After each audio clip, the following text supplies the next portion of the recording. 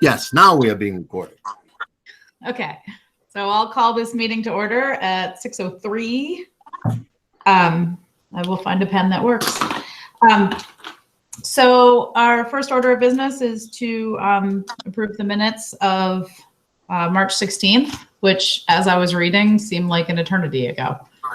Yeah, it does, doesn't it? Yeah. So did everybody get a chance to read it? Yep.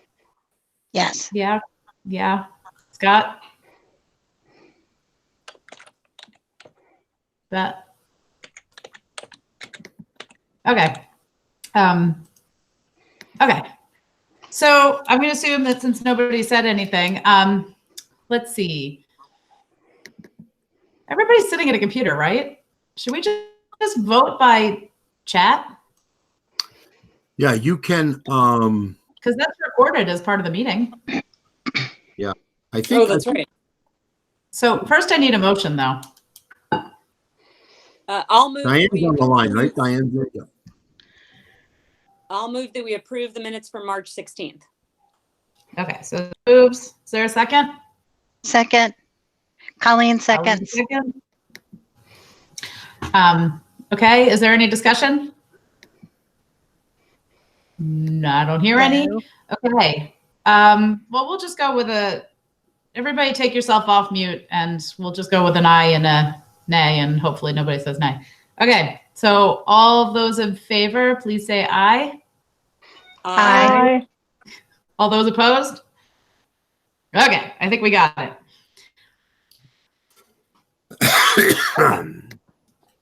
I don't believe I saw any public on the line. No. Okay. No, I don't see anybody. Okay. And then moving on to the agenda. We need to add, so we're going to replace item B.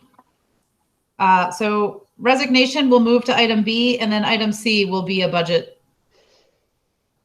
statewide budget discussion. Okay. Does that sound good? So And I'll talk about we'll leave item B, but it's going to change topics. It's going to be treasurer position. So we'll get rid of the resignation and discussion.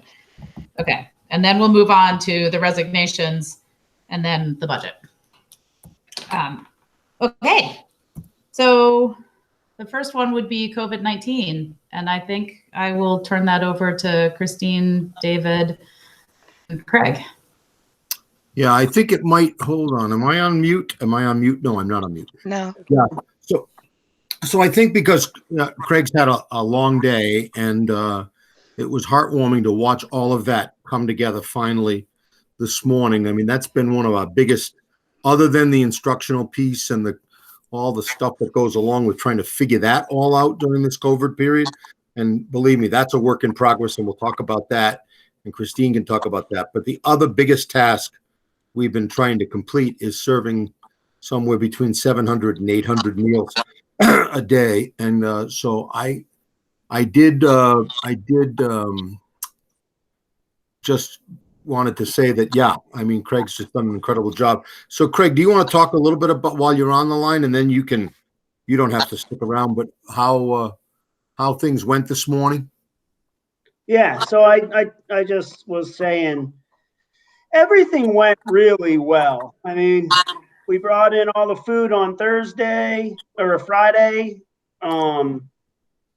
produced a bunch of food on Friday. So we felt, going in today, we were feeling very confident that we were going to have the operation up and running out of Windsor very smoothly. And things were good. And like I said, the morning was good. Everybody showed up. We had a lot of volunteers, a lot of people there.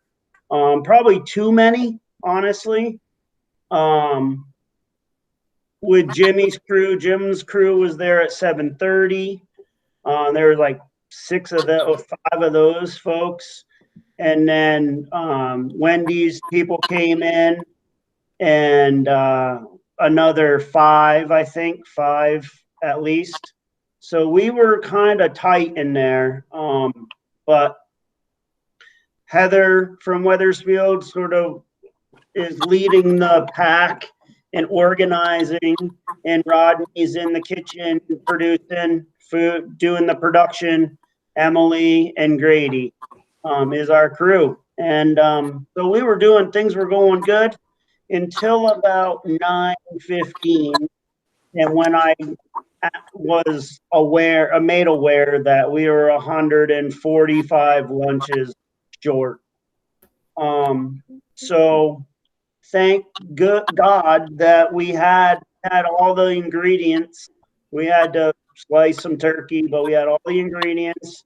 We busted out another 145 meals in about 25 minutes. Wow. And no buses were waiting, so everything was good. And then, then we My bus started. was actually a little early. My bus was actually a little early today, Craig. Yeah. I was expecting a delay. It was amazing. Good. So we got right into production and for tomorrow, and we're looking good tomorrow. We did double counted. we all came together after all the meals were put out, and Heather is very particular, and we didn't like a few things, so we came together and worked together to get the things straightened out, and came up with a procedure that seemed to work pretty well. So tomorrow's spaghetti or penne pasta with meatballs and marinara and green beans, bagel, and fruit, canned fruit. We're going to be tight on containers. I'll be honest, I was a little conservative on the container purchasing just because I'm trying to be kind of conservative.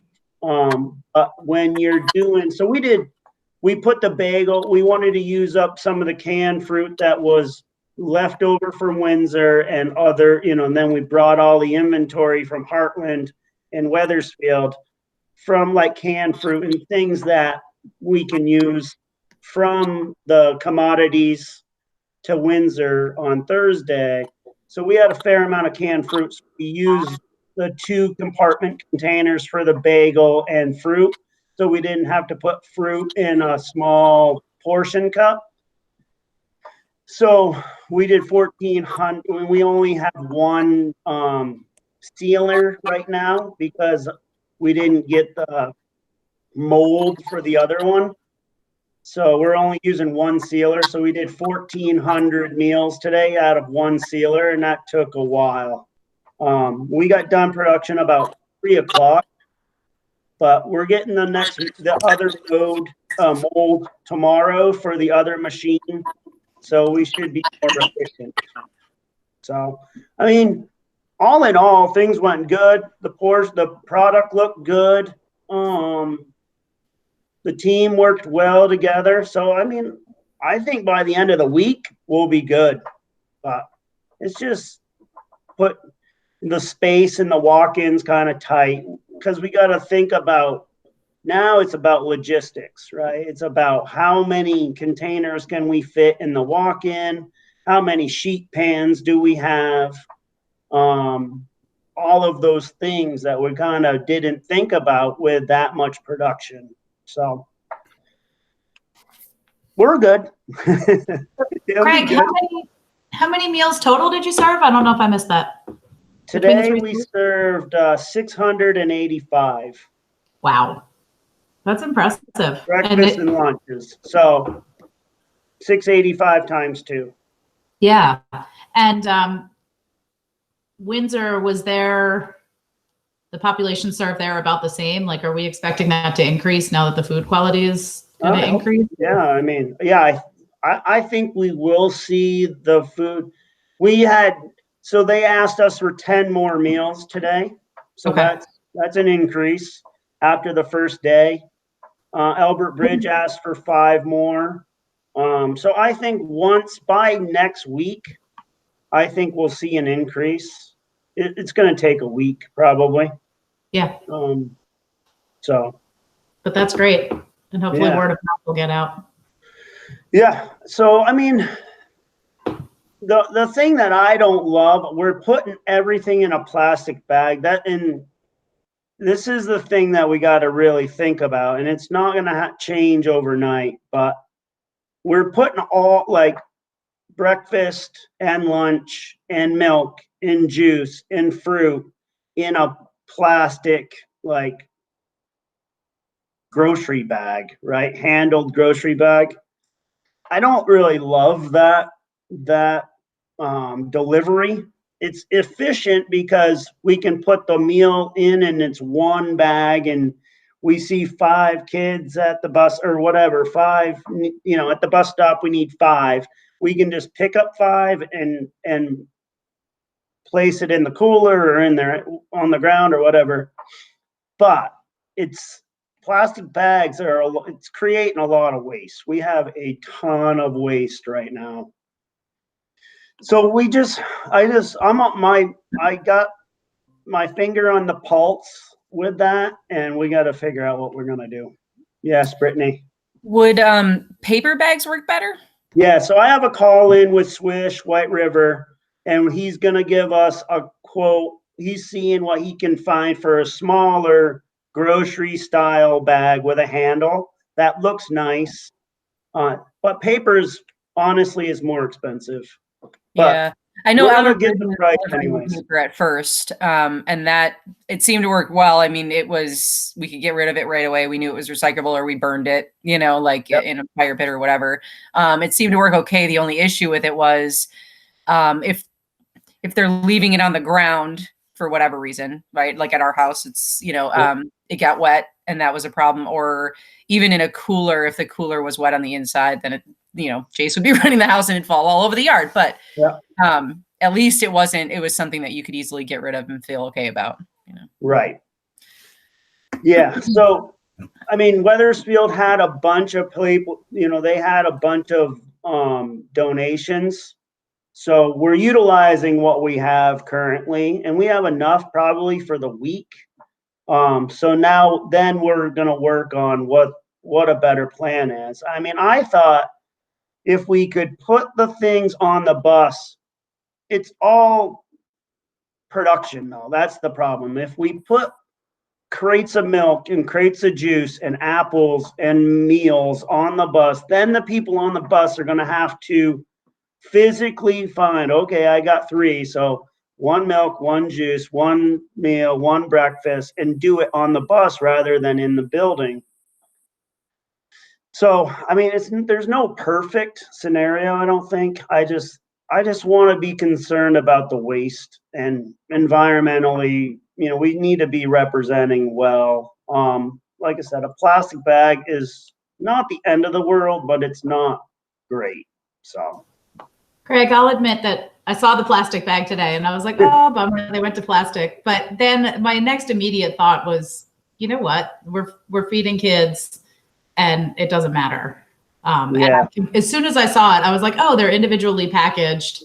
Like it was immediately clear to me why you guys went that way. And I know you're a perfectionist and I know that you want it to be completely right, but I'm kind of in a mode that this whole situation is completely wrong and we're doing a bang up job. And so I don't want you to feel pressure from us. Like on a normal day, I'd be like, no, don't do it in plastic. But right now, I think it's a bit of a survival mode. And so don't beat yourself up too much.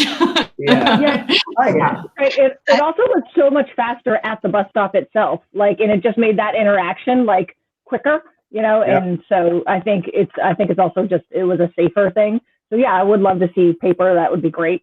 But I totally understand why, you know, that makes a lot of sense. Yeah. But the other thing is it's kind of messy. That's the other piece of it. That's not tight and tidy, and it just doesn't represent well. And I think the bags are all over the place, you mean? Like and who knows what it's looking like when you get it there. It's probably upside down. Yeah. And I don't, like I said, I don't like that. It is it's a little thing, but it's the details that matter, right?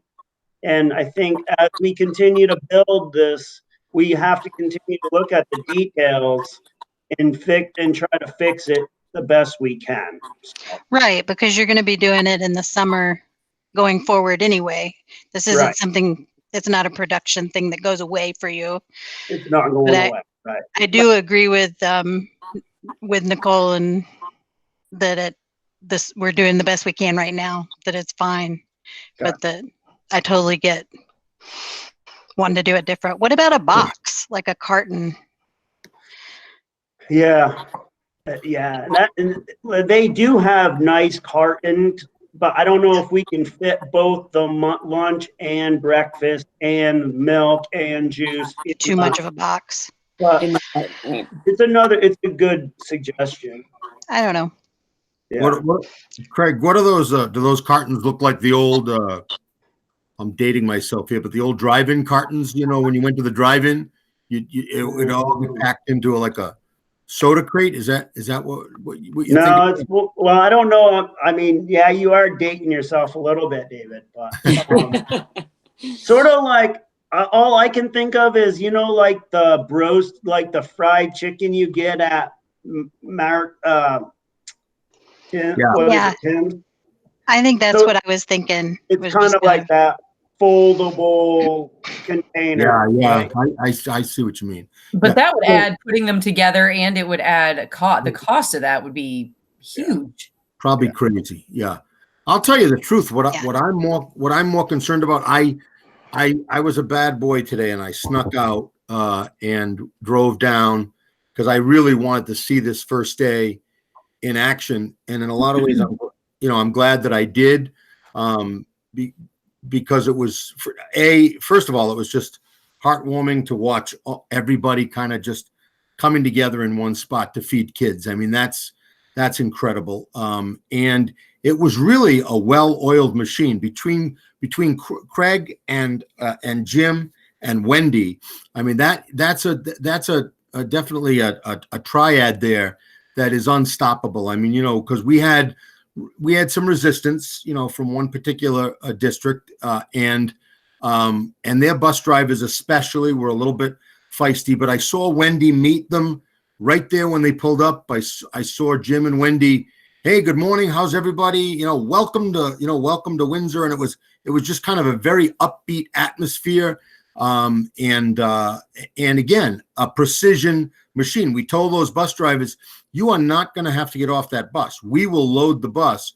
And I watched them load those buses. And within 10 minutes, those buses were loaded and they were out of the lot going back to their schools to pick up the volunteers. So that was incredible. But, and I happened to be there too. I called Craig just to thank him. And, you know, they were probably halfway through the second round of buses, I guess.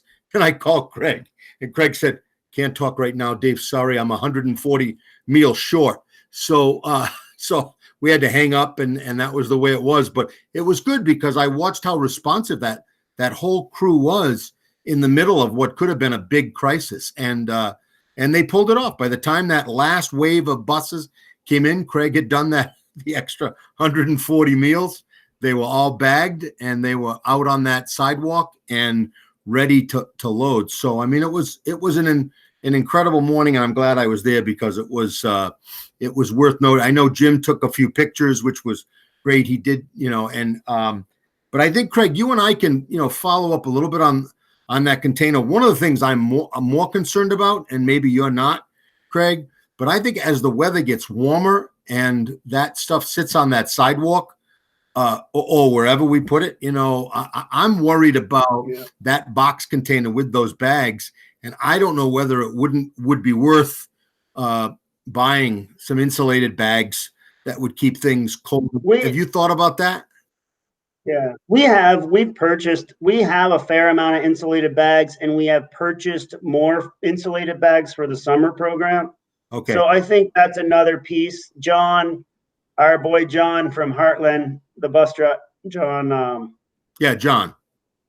Yeah. Anyways, he's always on our side, and that's the first thing he said when I cleared his bus this afternoon was, do you want me to bring down those insulated bags from Heartland to make sure that we can keep the milk cold? Nice. And I said, yeah, I'll let you know, John, when we need them. But Nice. Yeah. I mean, it was 44 degrees today, so right. it wasn't a big deal. Right. John Samuel is what John Sample, yeah. Yeah, John Samuel. He's a great guy. And that's what I mean. Everybody's got everybody's back, which is absolutely incredible. And that's a real team spirit. Well, but yeah, I think you're going to get to that point, I think, where you're going to need those.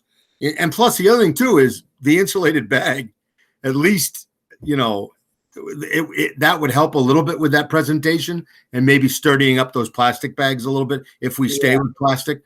But I mean, it couldn't have run any more smoothly for day one. I really tossed and turned all weekend just saying that, oh my God, what have we done? And, you know, because I think everybody was saying that you just, why are we doing this? It's not going to work. It's, you know, we can't get the same quality out of that many lunches and breakfasts. And I always had the faith, David. I don't know. I've always had the faith. I appreciate that, because I would wake up at 3 o'clock in the morning and just say, oh my God, what have we done? Because I knew a lot of this rested, because Craig and Jim and I kind of, you know, we kind of birthed this together knowing that we had to get this done because we were under pressure from our insurance company to get it all in one place. We were under pressure from OSHA to get it all in one place.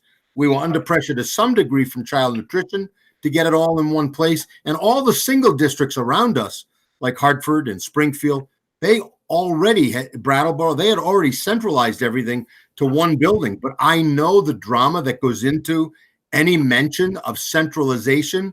People just, for some reason, more so in one town than the other towns, but they just go nuts. And so we literally, for one solid week, I bet all I did was kind of fight that political battle. And I tried to keep the principals out of it. I tried to keep Craig and Jim out of it. And in the end, I think we turned a corner, and I think we're okay with it. But I think it was, you know, in the end, it's really, when it's the right thing to do, it's the right thing to do. And we had it, but you know, people didn't know that we were getting pressure from a lot of different places. But Craig, I just can't say how thankful I am to you and Jim and Wendy and that whole crew, because that was asking a lot to make that all happen in a different place for two of those buildings. And I think that's great. And I also think the team now, they're going to be used to working together. I said to Craig that one of the advantages of this might be, you know, somebody goes down at Heartland, we can maybe take somebody from Wethersfield, and they're not going to feel like, I don't know those people. I don't know any of them. You know, I think it could end up being a big asset for us in the end, that we see that, as we talk about all the time, we just see that bigger picture, and we see that we're really one Upper Valley community, and we need to think that way. But I appreciate all you did, Craig, to make it work. Thank you, David. So, I mean, I'll end with a couple things. So when I was leaving, me and Heather and Rodney were kind of just talking about tomorrow. And Rodney said, what a wonderful team. I mean, this is a guy that just started last week, Monday, something brand new, been in the restaurant industry for a long time, but not in school food service. So just for him to see that the team is willing to work together, come together, and he is, you know, he was hired to be my assistant, and he's gonna have some influence at Windsor, at Heartland, at Wethersfield, to be kind of, at the end of the day, you know, maybe a year or two down the road, but probably be the executive chef of Windsor Southeast Supervisory Union Food Program. So, I mean, he's seeing that they're getting to work together to create this bigger program to benefit everybody in the SU. So that's good. He's got a long ways to go, but it's good. And the other thing is, so I got an email from Rosie Kruger this afternoon. Well, not Rosie, but Island, right? Island, her assistant. So they continue to reach out and want Windsor to, well, there's a lot of opportunity to feed other adults in hotels right now. So I got an email this afternoon, said there's 3 adults in the Windsor Hotel. I don't even know where that is, but can you feed them? And I said, absolutely, because we're going to say absolutely. Even if we can't, we're going to figure out how we can. But just to think about it, we for reimbursement, $3.50 for breakfast, $5 for lunch, $5 for dinner. They want us to provide 3 meals a day, 2 lunch and 1 breakfast. So that's good, Matt. I mean, that's a big, if we can continue to do that and show that we're willing to provide for the communities. And I think it goes all the way to Hartford and all the way to Springfield, Claremont. I mean, I think there's a lot of opportunity that we could really benefit our whole program on doing some extra meals right now. And I mean, it's all USDA money. Who knows how they're going to pay for this bill?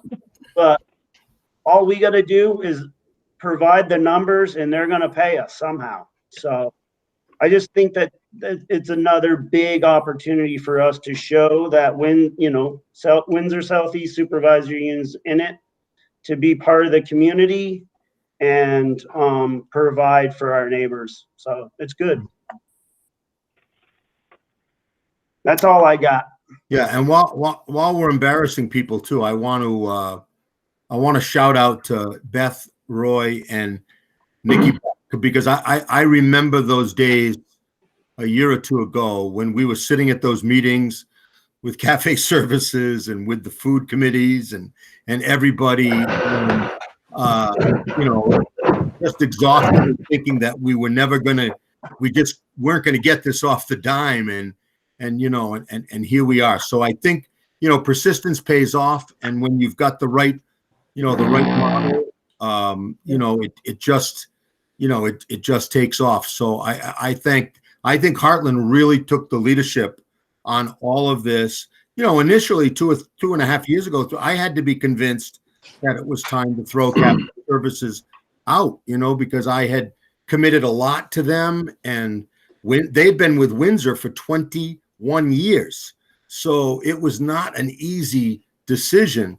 But I think when everybody worked together in that team format, I think it's just another example of how, you know, the synergy just starts to happen. It starts to come together. I remember trying to convince the Heartland staff about the breakfast program and what that looked like. I mean, I had to you're bringing back the PTSD. I know. A lot of PTSD. I know. No, it's really all Nikki's fault, because she originally put that. Oh yeah. School meals on the agenda of a school board meeting. Yeah. So it's all her fault. It's the original. And Nikki almost cost me my job. There's no question about it.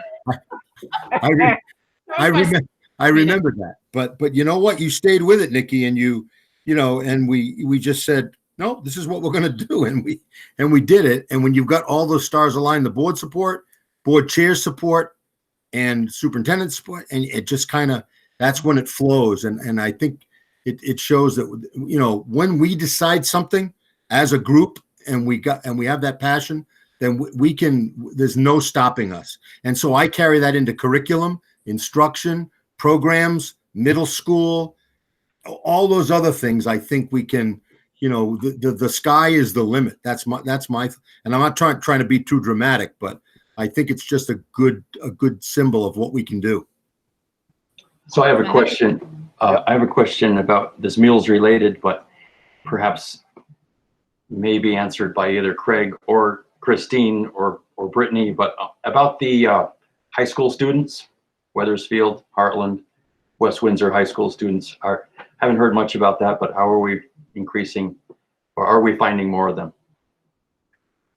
Yeah, we are what, feeding them, or are we intriguing them? Yeah. Oh, I think he's talking about feeding. Yeah. So this is a funny story. This is a little bit interesting. I talked to Anton about 2 weeks ago, and he kept on questioning me why the Wethersfield bus So there's an area, I don't know if it's on Route 5 or what, but there was a Windsor bus and a Wethersfield bus kind of butting up against each other on the town line. And all the kids were going over to the Wethersfield bus route because of the quality of the meals that were serving out of Wethersfield was much higher and much better than Windsor. So we were taking like 20 meals a day away from Windsor and serving them on the Wethersfield bus route. So that, and he kept on asking me if we could stop sending Wethersfield bus. And this was all in the time of David and Jim. We're, in the transition period of getting rid of cafe services. So I didn't say much. I was like, yeah, I'll continue to talk to David about it. But we're feeding a fair amount of high school kids. Our numbers are strong. Out of Wethersfield, we were doing about 200, again today, 250 meals for the town of Wethersfield. Like I told the Wethersfield board the other day, on an average, we were serving 70 breakfast and 135 to 45 meals a day in Wethersfield. So we're doubling both breakfast and, tripling breakfast almost, and doubling lunches, just with this service. So there is some high school kids. There are some other scenarios, but it's good. Heartland is still, we're doing about 185 meals in Wethersfield. In Heartland. I'd like to see that number go up. I don't know. We're averaging 200 when we're in session. So I don't know if it's just we're not unable to reach them. I'm not sure what that is, but we did put out a survey. Nikki helped with it to gather information on high school students. We were serving a fair amount before that survey went out, because people had been reaching out through email, and then I emailed Craig and Kelly and we put them on the list. In the beginning, we were having to keep track of which students were taking the meals. Now we don't have to do that anymore. We qualify with Windsor for serving all kids for I think under the summer program regulations. So we did get some takers on that survey, which we added to the list, and I've put it in the newsletter a couple of times.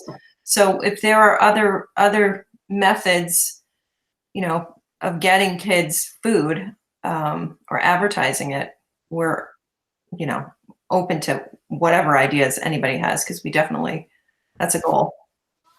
Yeah. Do you think some of the issue might be that families, if they're working and they're not in the home, they're worried about the food sitting out or not being able to go down to the bus stop at that time to go get it? Mm-hmm. That might be an issue. Yeah. Because there are a lot of people still working, and why would they want their food sitting out all day when they can't go get it because their kids are at daycare or their kids are with grandparents or whatever, Some of that, although we are working, and people email about getting food at different places because their kids are in other homes, and we've made, figured out how to do that.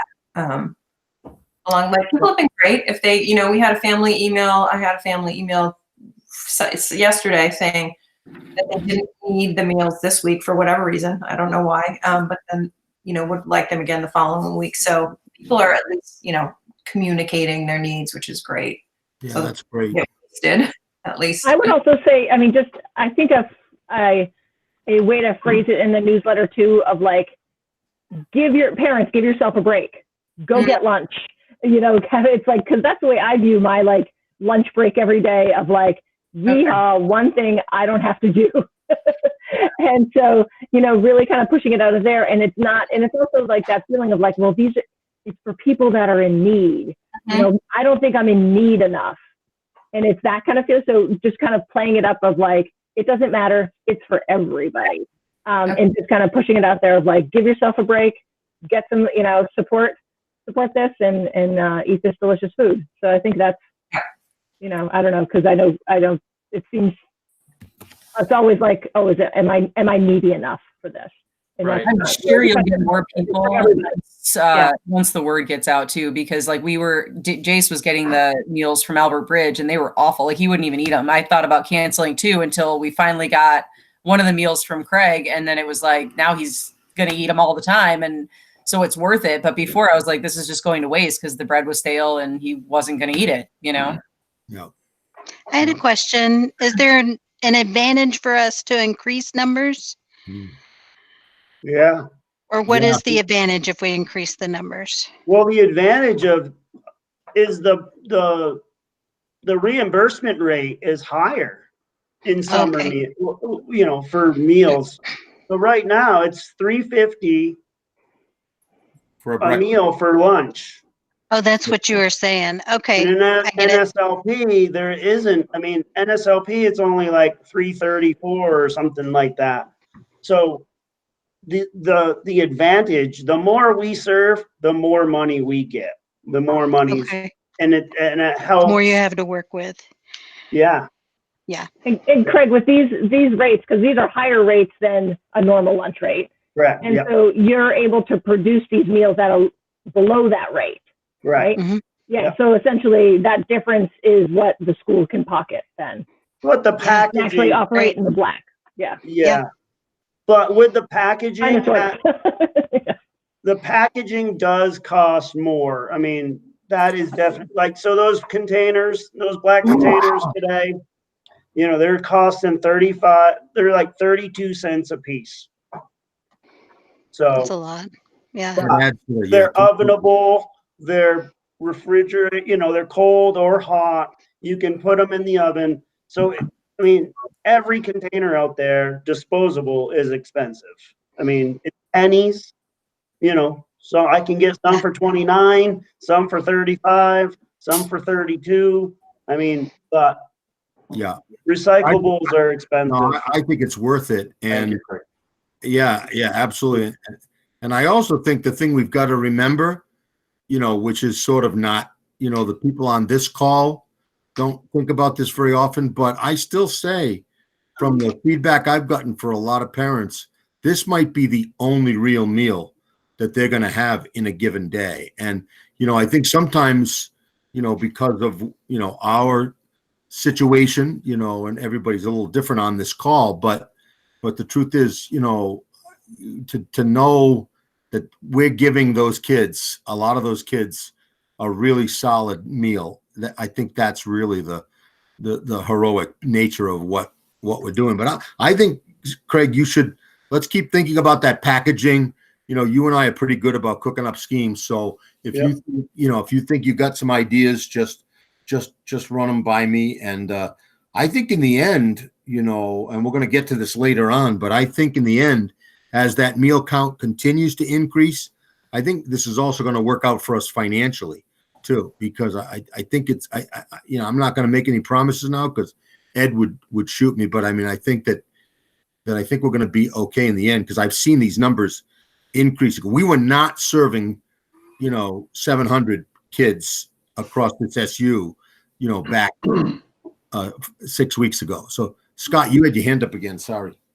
Okay, so the point I was going to make or try to make was that I'm intrigued by the numbers aspect of this, and I don't know if that's something that we have to vote on as a board or not, but you know, increasing numbers to try to get more reimbursement seems to be pretty straightforward. But if in fact we are operating in a summer meals like mechanism now, or if that's what it is, I just wanted to hear that clearly.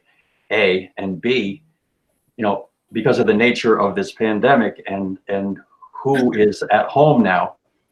So we've got college kids at home that may still be 18.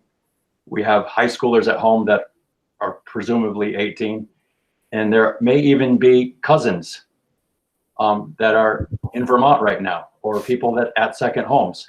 And so as broad as we can, in my mind, as broad as we can message this, places like the listserv, as opposed to the in-school district email lists, things like that may scoop in a few more customers for Craig. That's Yeah, it. good point. I did hit the listserv once. We can hit it again now that we're in the new swing. Yeah, that wouldn't hurt. That probably But when I wouldn't hit the listserv the last time, we only got 4 responses out of the Yeah, listserv. I was thinking you could kind of do a regular every other week reminder, even if it's, Yeah. you know, You could post. Keep it. You could post the menu for the week. Yeah. You know, Yeah. just put the menu up on the listserv. Yeah. That might Yeah. be fun. That's a good idea. I I'm think happy to do it. Craig needs a good number. I'm worried that if we put the list menu up, that we might end up with 50 extra people and not enough food. And so I kind Yeah, of, that's what I don't know that either. I don't know how to do that logistically. Nikki, that survey we needed more information. I can't remember what was missing, but something, either the kids' names or we had their address and the number of kids, but we didn't know who they were. So if we could add that to that, Okay. that would be helpful. We can do that. Christine, Linda has a list, right, of all the Heartland kids who go to other high schools, right? Have you reached out to them specifically or no? Not specific, not individually, no. Okay. But I just wonder, Linda knows everybody, right? And Linda knows, I mean, a lot of them are at Hartford, I get, but I mean, I think we could grab that list and maybe do some sort of a, I'd be glad to help you with that. I don't, we could do No, we can figure that out. we can talk about that. And I'll say the same thing to Jean, because I know she has reached out to some of those high school kids. With her, it's either Springfield or Windsor. And quite frankly, recently it's been mostly Windsor. So there aren't that many, but I mean, I think, there's probably over 100 high school kids out there somewhere, right? That who knows if they're eating or not. Yeah. And it is. I had a question for Craig or Beth. Does this also include our preschool population? It can. It's school age, Yeah, right? it's good. School age. School age, yeah. Yeah, So that's basically birth to 18 is summer meals. So Yeah, they can. Could the co-op nursery school and Four Corners Child Center send something out Yes. Yeah. to get those kids? Are those, they're not open right now, right? No. Four Corners. But they could get the word out though. You're right. I thought Val reopened Four Corners. Maybe she Oh, I did. didn't know that. oh, if she did, then we could be potentially dropping meals off there even. I'll find out. That's right. Sure. I thought I heard that, but I'll find out. My neighbor's on the board of the preschool, so I can reach out to her and see what she thinks of that idea. But at least she's got the emails of her parents, so she could easily get that out there. And that would be. Yeah. I think we can just continue to advertise this. And I agree with Craig too. I think we should follow up on providing. Again, we want to go slow, which is unusual to hear from me. But I mean, I think we're getting calls from potentially people in motels and nursing homes, and I think there's a lot of different places this could go in the next year or two, and I think we should keep an open mind about that, and knowing that's sort of building up that program. I'm wondering if we might be able to get a deal on packaging from companies in this situation, just because, it's a good marketing for them to get more business. And two, a lot of the educational resources out there have become free or at a reduced price. And I'm wondering if any meal packaging places have thought of that as like an advertising thing for them to make some more money right now. And if we can get, I don't know, if we could take that angle, we might get some discounted packaging prices. That's a good idea. Meal packaging right now is in high demand. Yeah, I get it. Doing takeout. Never mind. So I'm working with Swish, White River. Those guys have been treating us really well. Oliver Packaging, the company that we just hooked up with, trying to keep up as much as possible. I mean, I think I just talked with Kittredge. I'm utilizing every resource that I have and can think outside the box to try to get the best quality or best, value. It's just right now, everybody, I think food producers wish they had such a demand as packaging companies, but Like, Angie, yeah, but that can be your side gig. So Yeah, we'll put Angie on that. we're working.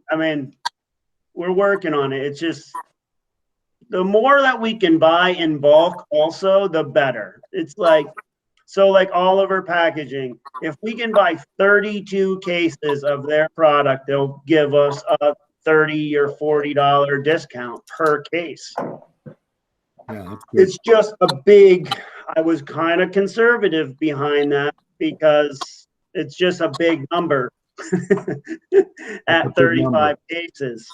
So, I'm trying to kind of keep it,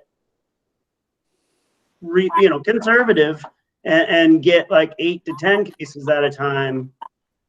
So it just doesn't seem so big, but those are, we can look at that option also. Buying in bulk. We're looking at the long haul, like going through the summer even. It sounds like we're going to burn through that quickly. Yeah, we are. So, Hey, Craig, one last question from me. How much came back today on those buses? Did we have much? 18. Oh, that's not bad. 18 and That's 15 from 12 from Heartland, 6 from Weathersfield. Wow. Okay, that's not bad. And none from Windsor. So That's Windsor not bad. wanted, yeah. And is that basically throwaway? We can't reuse that at all. No, actually, we disassembled them and brought them down to the church in Windsor. Nice. And they're That's going to true. reserve them.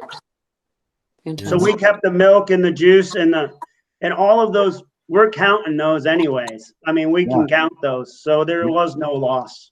Great. That's perfect. One last thing from me.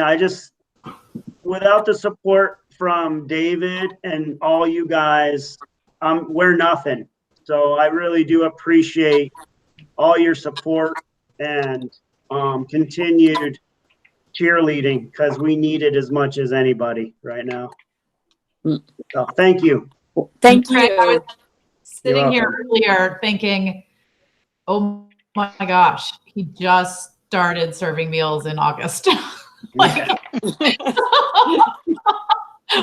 You're amazing, I wanted a Craig. challenge, right? What a crazy 6 and 7 months this has been. Unbelievable. Yeah, it is. Yeah. Yeah. It's nuts. Literally nuts. From us, It's Craig. been fun. It's fun. Great. It's been good. It's been great. Yeah. Awesome. All right, we'll touch Thank base partway through the week. Thanks, Craig. See you We'll guys. get rest. Well done, Craig. Thank Thanks. you. Yeah. Good job, Thank Craig. you. Bye-bye. Okay, so David and Christine, do you guys have other COVID-19 updates you want to give? We could quickly summarize our continuity of learning, just briefly. Yeah, and I know Angie's on the phone too, so yeah. She's going to lead on that, so maybe she wants to. Do you want to? Angie, do you want to talk just about the basics? Most of it came out in my letter to parents and to staff. I think the biggest question right now, and we're going to tackle it a little bit tomorrow morning, there's still a little bit confusion around how this work is going to be assessed, and because we've got one end of the spectrum where certain teachers have told certain kids, none of this counts, don't worry about it, and we'll get on top of that because that's just misunderstandings and miscommunication. And then you've got people on the other side saying, if you don't do this work, you're going to stay back or you're going to go to summer school. And so you got these two extremes out there, very small numbers, but those are the things that parents pick up on. And so we've got to get a unified message out one more time to parents and kids about the fact that, we really want you to do this work. We don't want any regression. We want kids to continue to make progress.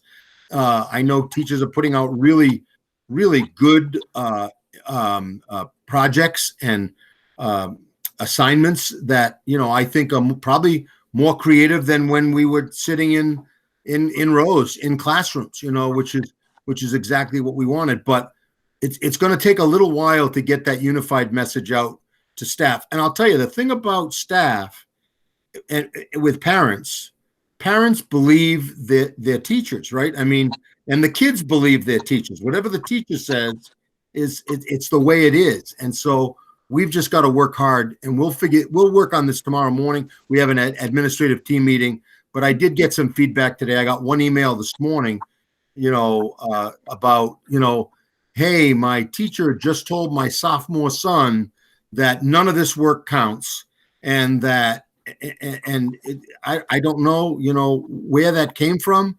But I understand that people might have misinterpreted stuff that we said, but I think the assessment is a tough piece.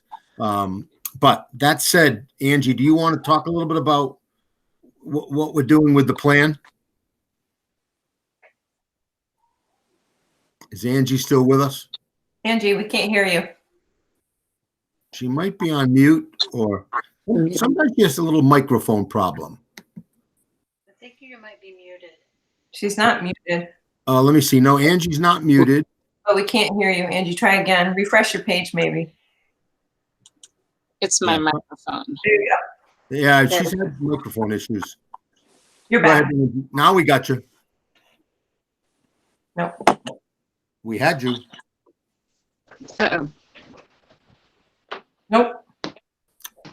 You got to get to a good Chromebook, though. Angie, I would leave the meeting and then try to come back. People might have to, The Well, in other the solution is to mute yourself and call in. I'm here now. we got you. We got you. It's just a setting and I forget. And when I move out, so I have, I take Zoom calls, and a new one to me last week was called Microsoft Teams. And so my computer doesn't like me going to the different platforms. So whenever I come back from one of those, I have to reset my mic so it knows which mic, which there's only one mic. So who knows?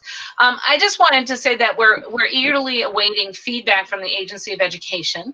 First of all, they sent us a letter a week ago Monday, saying they hadn't received our plan, which was, they had totally received our plan and sent us confirmation. And now we haven't heard back from them. And I've heard that other systems have gotten their responses much quicker. So I don't know what that means. I think one of the things that we've done, which I'll be interested to see if other supervisory unions thought about it the same way we did, was we asked our teachers to do a continuity of learning plan in each building, like the teacher teams, just so that there can be some consistency across teams and that we can see that work. We can see what that looks like. And I think that it'll be an interesting thing as an administrative team to look at that across the supervisory union at some point, probably after this is all over, to see where we were consistent and where we weren't, to help inform what we could do to provide more consistency across the supervisory union. I'm hoping that we're more consistent than we're not, but I would anticipate some differences. So a lot of those have come in. I haven't actually gone through and checked off to see that I've gotten those from everybody, but a lot of them are coming in. We have not given staff a deadline on that, so that'll probably come out tomorrow. And I think clarity around the amount of time that students spend in academic pursuit has been interesting. And the guidelines we followed were I think on the conservative end. And then the agency came out with some that were a little bit more lofty. I still stand by the academic times that we suggested. I think 2 to 2.5 hours for seniors. I mean, for high schoolers, and then up to an hour for kindergartners, and then so anywhere between an hour and 2.5 hours a day, depending on the grade level. So we still have a few things to work out, but I think overall we're going to be ready to to present more to the parents. Although David's letter that he wrote really did a nice job of what do you call it? Summarizing the key points that they need to be aware of. That's all. Angie, how different was what the Agency of Education came out with in terms of times compared to what we posted? About 90 minutes more on the upper end. On the upper end, but not Yeah. like, what about for our K-8 kind of? Maybe 30 minutes more. Okay, so not massive, but I think No, but I mean, I think not they at made- all in the guide, in the resources that they gave us. The information that I suggested in our continuity of learning plan came right from one of the resources that the agency had listed. Yeah. So, okay.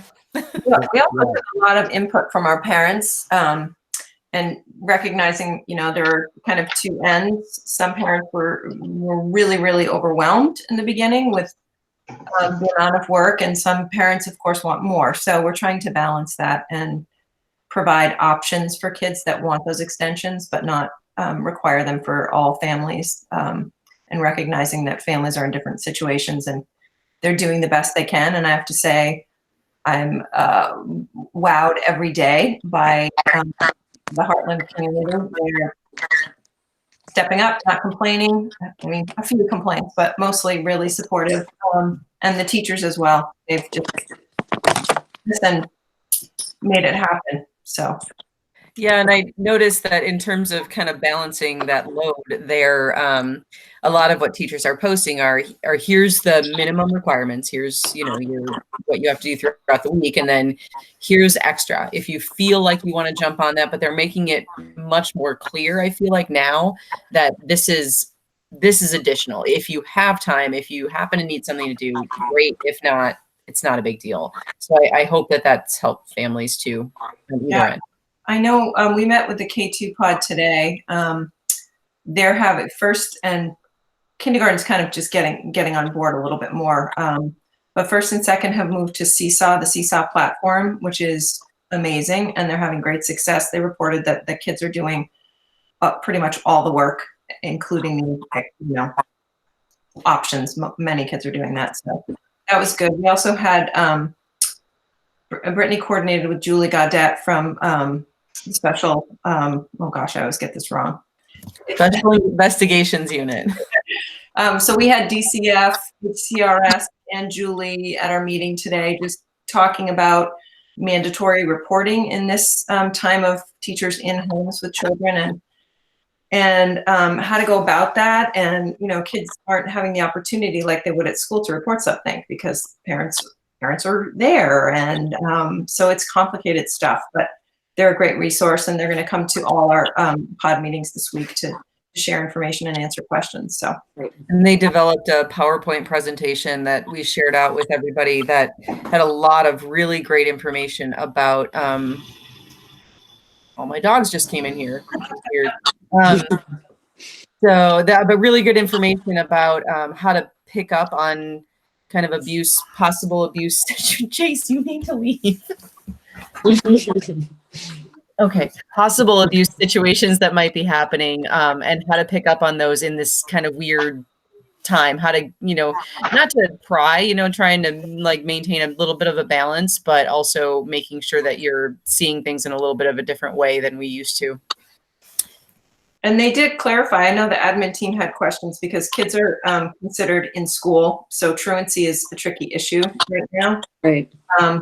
But they did say that they would like us to report and our plan is if a kid doesn't show up, obviously we're trying to make connection and we're keeping track in multiple spreadsheets of connections we're having with kids. But if I can't get a hold of, or it ratchets up the chain, a student or a parent after 3 weeks, we're going to report to DCF, and not in a punitive way, just in a way like we're concerned about this child. Not that it would open an investigation, but they talked about just coordinating agency services so that we can wrap around and support families. So if it's a kid with an open case, those time limits are much less. So if we don't hear from a student in a week and a half, if they're an open a case through DCF, then we're going to report sooner. So Along those lines, Christine, I just saw a question from Sarah. I think it's an important question. What have the attendance stats been like, right? I think that's important. One of the things that, the agency in this remote environment, I think I've said this before, you start from the premise that everybody is present, right? Because nobody's left the state, nobody's gone cross country, nobody's out of the country. The premise is everybody's there, but they still want that daily check-in. And we've been doing that daily check-in. But what I'm hearing from the building principals and the pods that I'm sitting in on, I mean, it's really, again, quite amazing that there really is, generally a handful of kids who, and I don't know, you met today, Christine, but would you agree it's really not a ton of kids? I mean, I think I would say our intensive meetings on Friday, we talk about 20 kids. That's about 20. We've been talking about 20. You know, they're repeating. The kids are repeating, but it's the same kids. Yeah, it's pretty much the same kids, I would say. But there's only like one or two, I would say, there's no contact. Like hasn't happened yet for whatever reason, and we're working on it and we're trying. Like one or two of 280 or 686. The rest of those 20 have been students of concern, meaning they may have been seen here or there, but not really doing anything or participating. I just saw Scott's question about the SRO. So we do have, Paul, and we'll use him accordingly. It's a complicated situation sending an SRO in, a police officer in uniform to a household. Families are already overwhelmed and in, very anxious state. So we're carefully using that resource. That might come in more when we get to the point of like 3 weeks out, and we've tried contacting, we've sent letters, we've called, and there's still nothing that we might look into that, because then I think after 3 weeks of zero contact, that's really, especially depending on the family, like Christine said.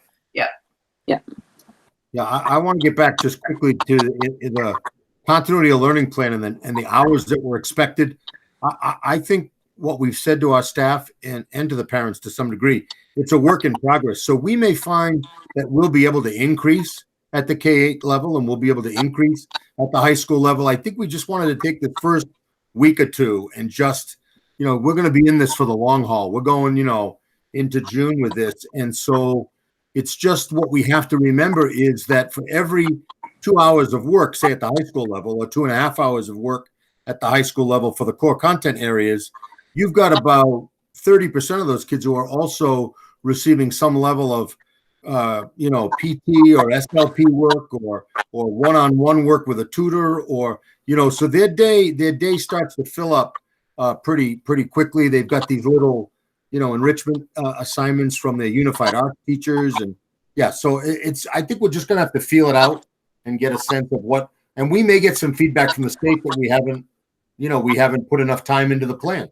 So we'll adjust when we get that feedback. They must be going crazy there now, though, because they just got 264 of these 24-page plans. So I don't know who's reading through those. I'm just glad it's not me. I have a question. Are we waiting for input from AOE on how we're going to measure or assess? I mean, what does assessment look like?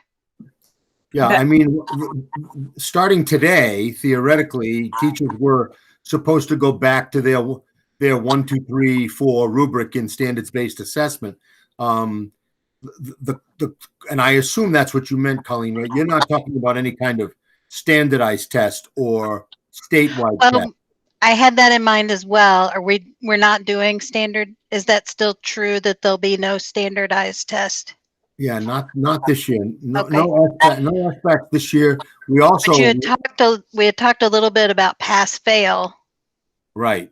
versus I Right. always forget the word, versus our 1, 2, 3, 4. Versus a grade or a qualitative or quantitative grade. Yeah. Well, the direction we're getting from the AOE is to, especially at the middle and high school levels, but they're pretty much saying pre-K to 12.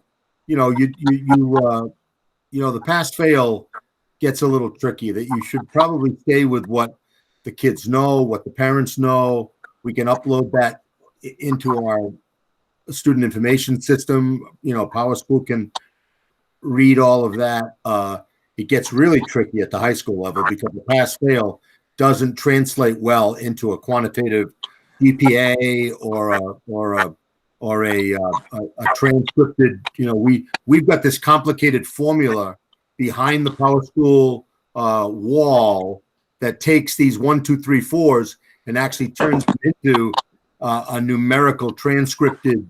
Yeah, the parents would kill you. So, yeah, so that helps us, you know, because some colleges don't care anymore, but some colleges do. So we wanted to make sure that we did that. So pass fail would be tricky there.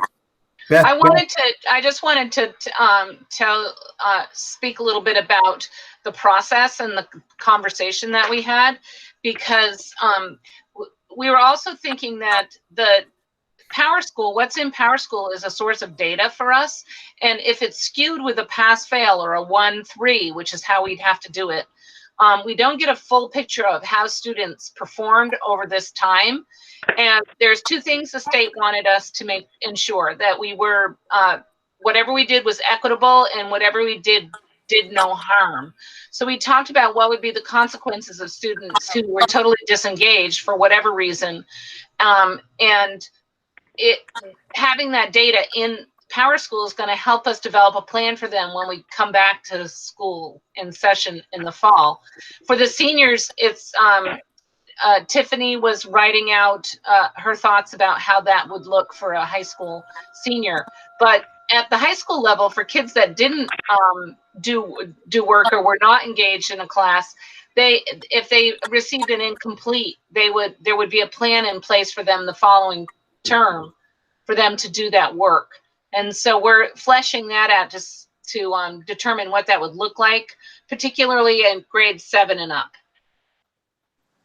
So part of me, I like this whole assessment thing. It just makes me so uncomfortable in the sense of like, I feel like it's just assessing, you know, how privileged you are. Yeah. Because it's like, how can we assess this situation, and everyone's different. And I know it's like coming down from the state and we can't do much.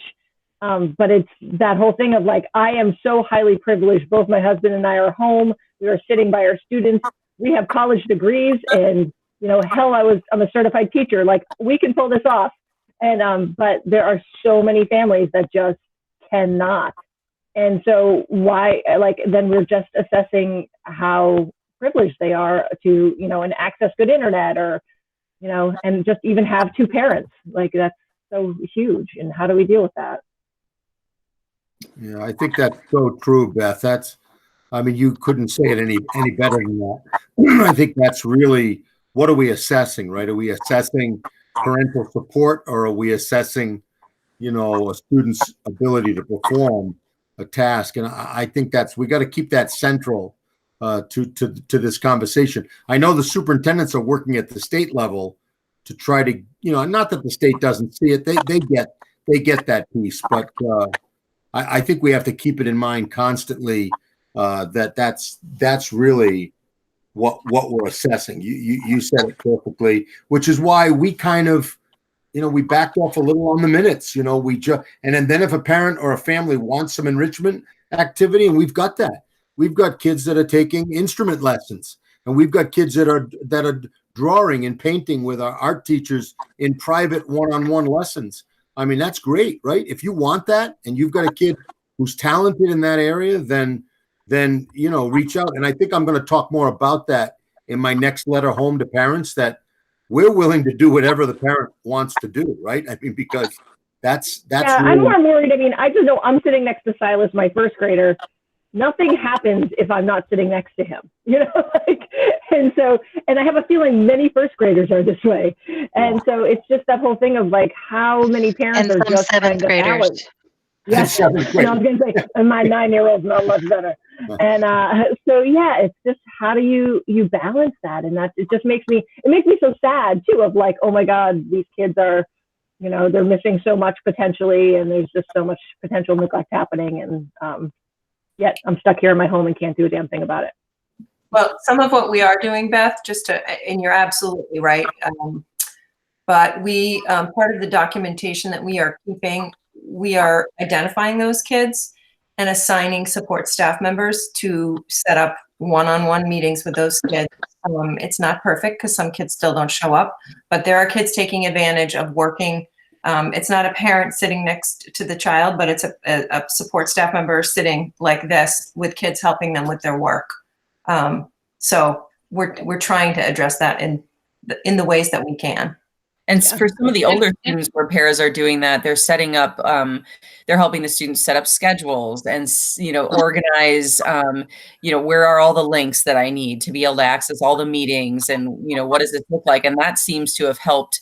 I mean, it really took our, I don't know, Christine, you can speak to this too, but our intensive meeting kids went down quite a bit. I mean, we got to take a lot of kids off that list from the beginning because those supports really worked, which was great.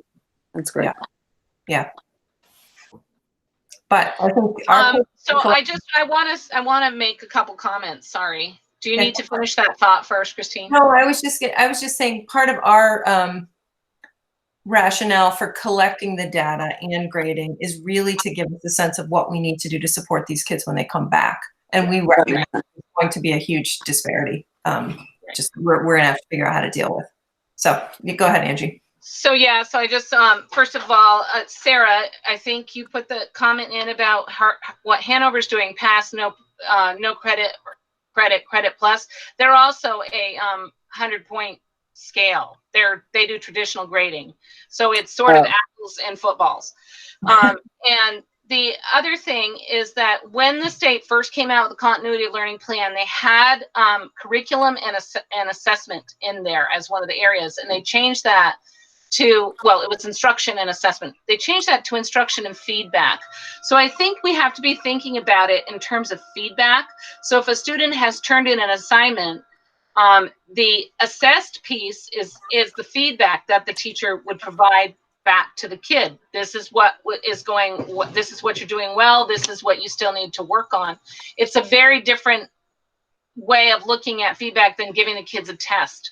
And I don't know how many staff will feel comfortable giving students something like a short answer test in this situation, because there's no guarantee that the kid will have been the one doing the work, or the kid will have done the work independently. So I think teachers are going to be really creative in terms of how they, what evidence they're looking at for what, for the learning. And it's more than just a test. And some of what we heard today just in the K2 meeting was they're going more off of what they're getting from the student in the one-to-one sessions or in the small group sessions versus assessing the content, the completed content that's coming back. Yeah. So it's, you know, talking with the student through what they're doing and what that looks like versus, you know, trying to take out that whole who's doing the work situation. Right. That makes sense. Okay. You mean I can't do Nicola's homework?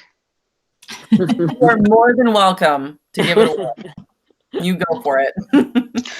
I do have a question. Do you have any concerns about not being equitable?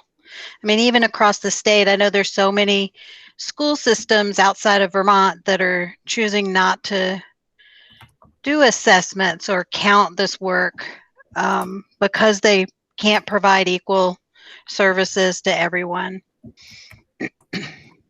And I don't have a follow-up to that. I guess just, is there any reason to worry about? I don't see how you can be equal across the board. So Right. do we worry about that?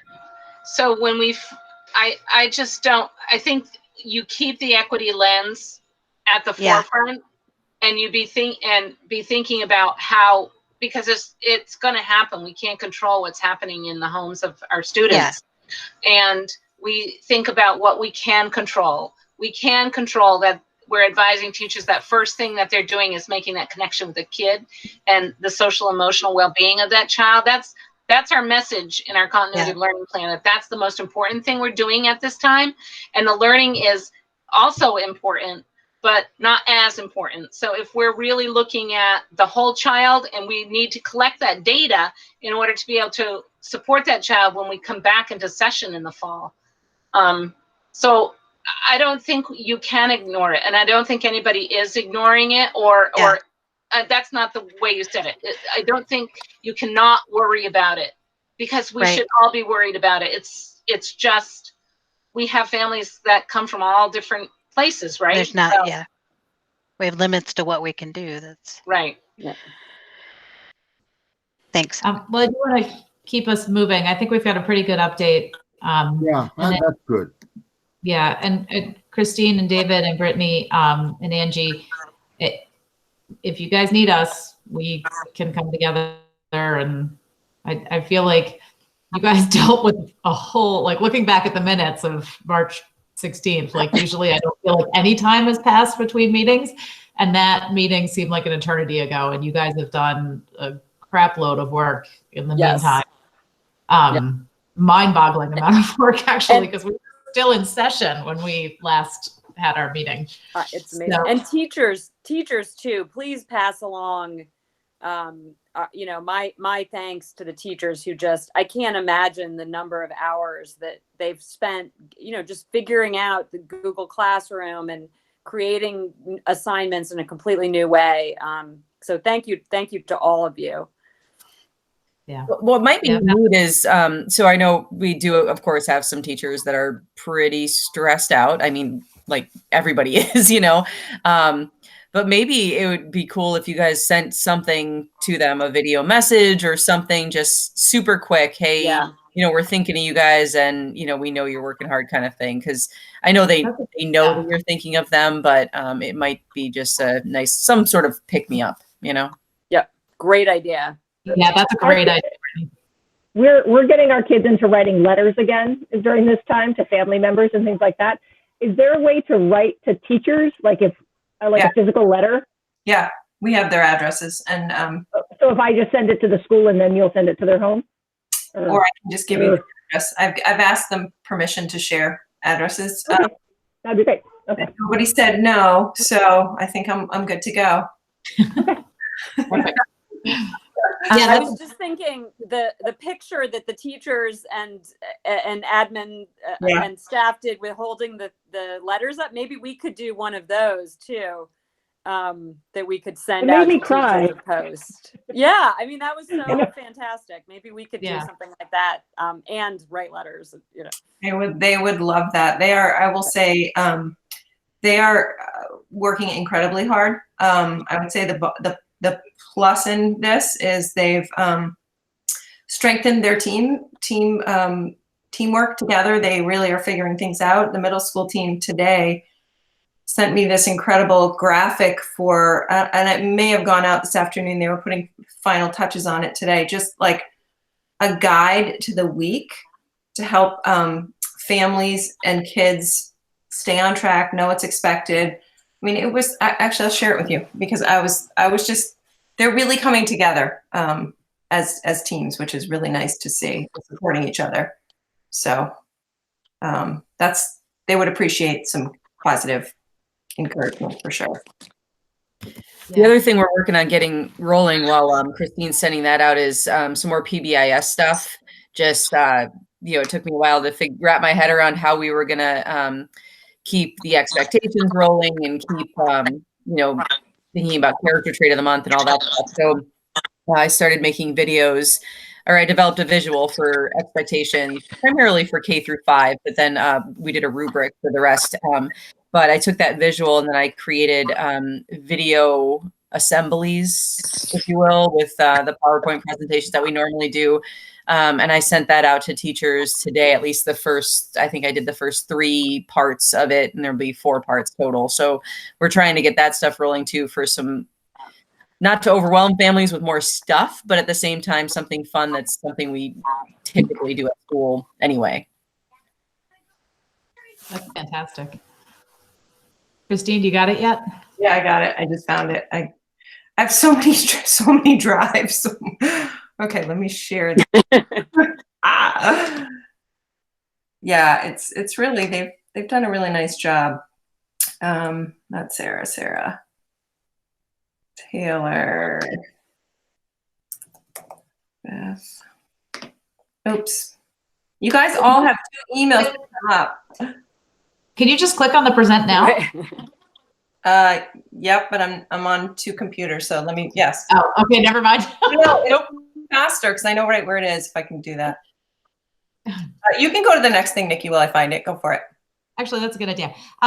So we had, and this will come up again in the resignations, although it's been removed from this agenda.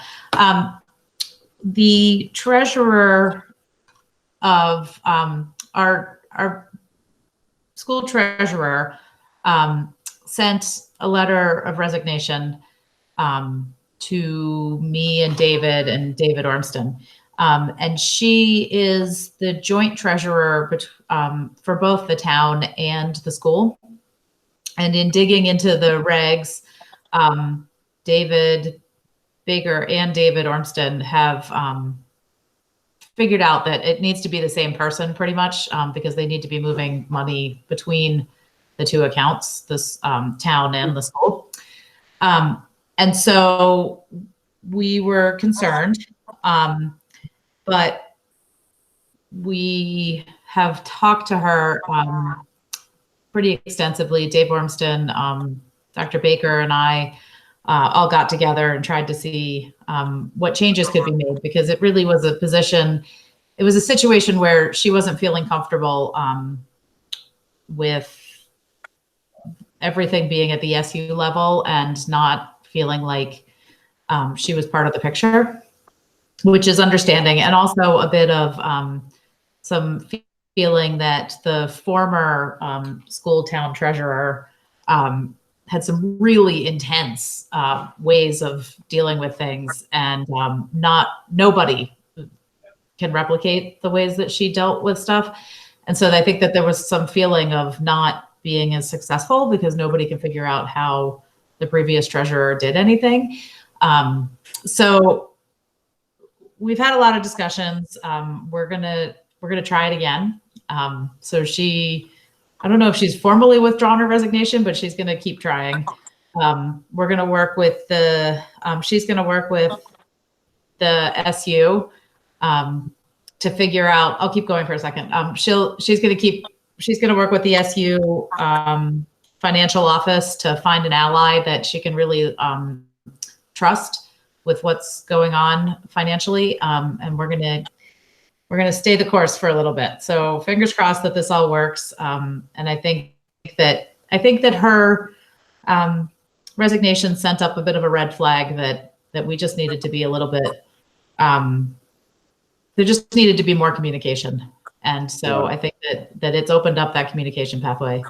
David, do you have anything else to add to that? No, I was just going to say, I think it was really great, Nikki, that you reached out also, and David did again. And, and Ed seemed to, we Ed conferenced in with us, and, he seemed like he really wanted to accommodate. I think we've got enough people in that business office where we can find a user-friendly face in that office. I keep going back to Deanna. Deanna is very organized and very, she's sort of a teacher at heart. She likes teaching people things, so I think we can, I think when we're ready, we can get her hooked up with the right person to make this work. And I'm glad we didn't just give up on it. I'm glad we kept going with it.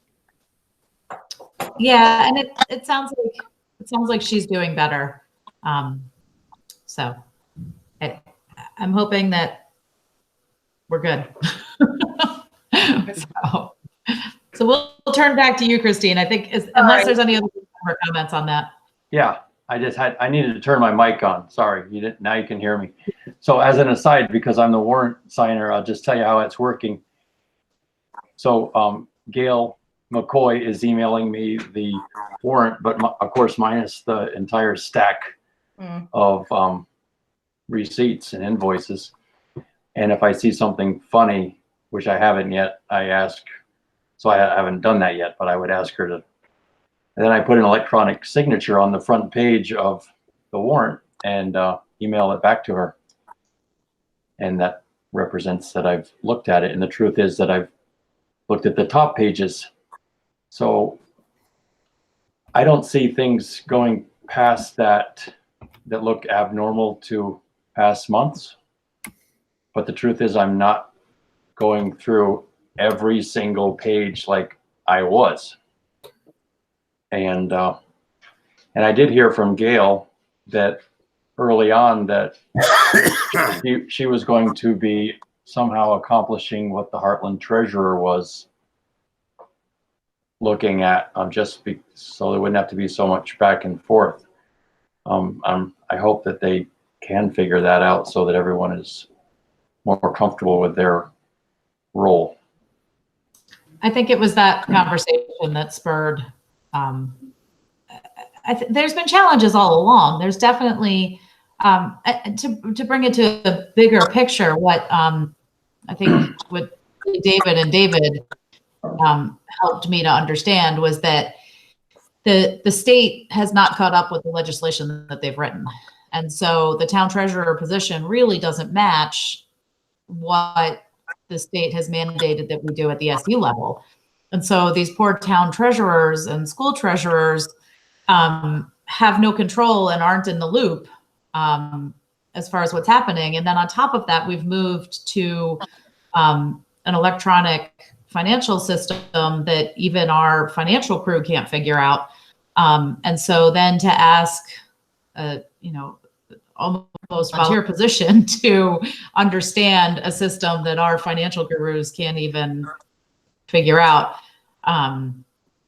it's a big ask. And so we really, all of us kind of came down to the idea that this is really, we just need to find a way to meet the existing regulations the way that they're written now, and that this position and this is not ideal for anyone. And it actually is not written well for anyone. So I think that we kind of got there a little bit. The other thing that's interesting along those lines, Nikki, and then Christine, you can carry on, but I think that's a really important point about how the statutes have not kept up with a lot of this centralization. And one of the things we talked about at our meeting, and I've reached out now twice to legislators during this session. I think we've talked about this before at the board level, but we now at the SU have the biggest payroll of any of the entities in our supervisory union, and consequently the way the state money comes in, both in terms of assessment from assessments from the local districts, but then the other special ed state money, all of that reimbursement money, it only comes in 3 times a year. So what happens is you can end up in a real cash flow crunch because you have to make payroll. And what most districts do, like Ed did with the Heartland district not too long ago, is you just open a line of credit, right? So that you can keep paying people. And then at the end, when that state check comes in, you pay the state back. But right now, the statute doesn't allow supervisory unions to borrow money. You can't borrow money at that level. You can't own property. You can only lease property for up to 3 years. There's a lot of restrictions that aren't consistent with the kind of centralization they've required of us at the supervisory union level. So I think it's complicated, and I think David was great in listening and helping us kind of work through this. And I think in the end, I think we can bring her along with starting to feel more comfortable. He just doesn't know any of this stuff.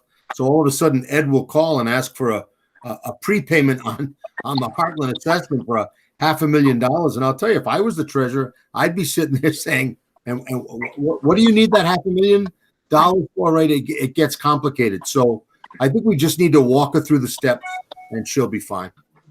I have one more point to make.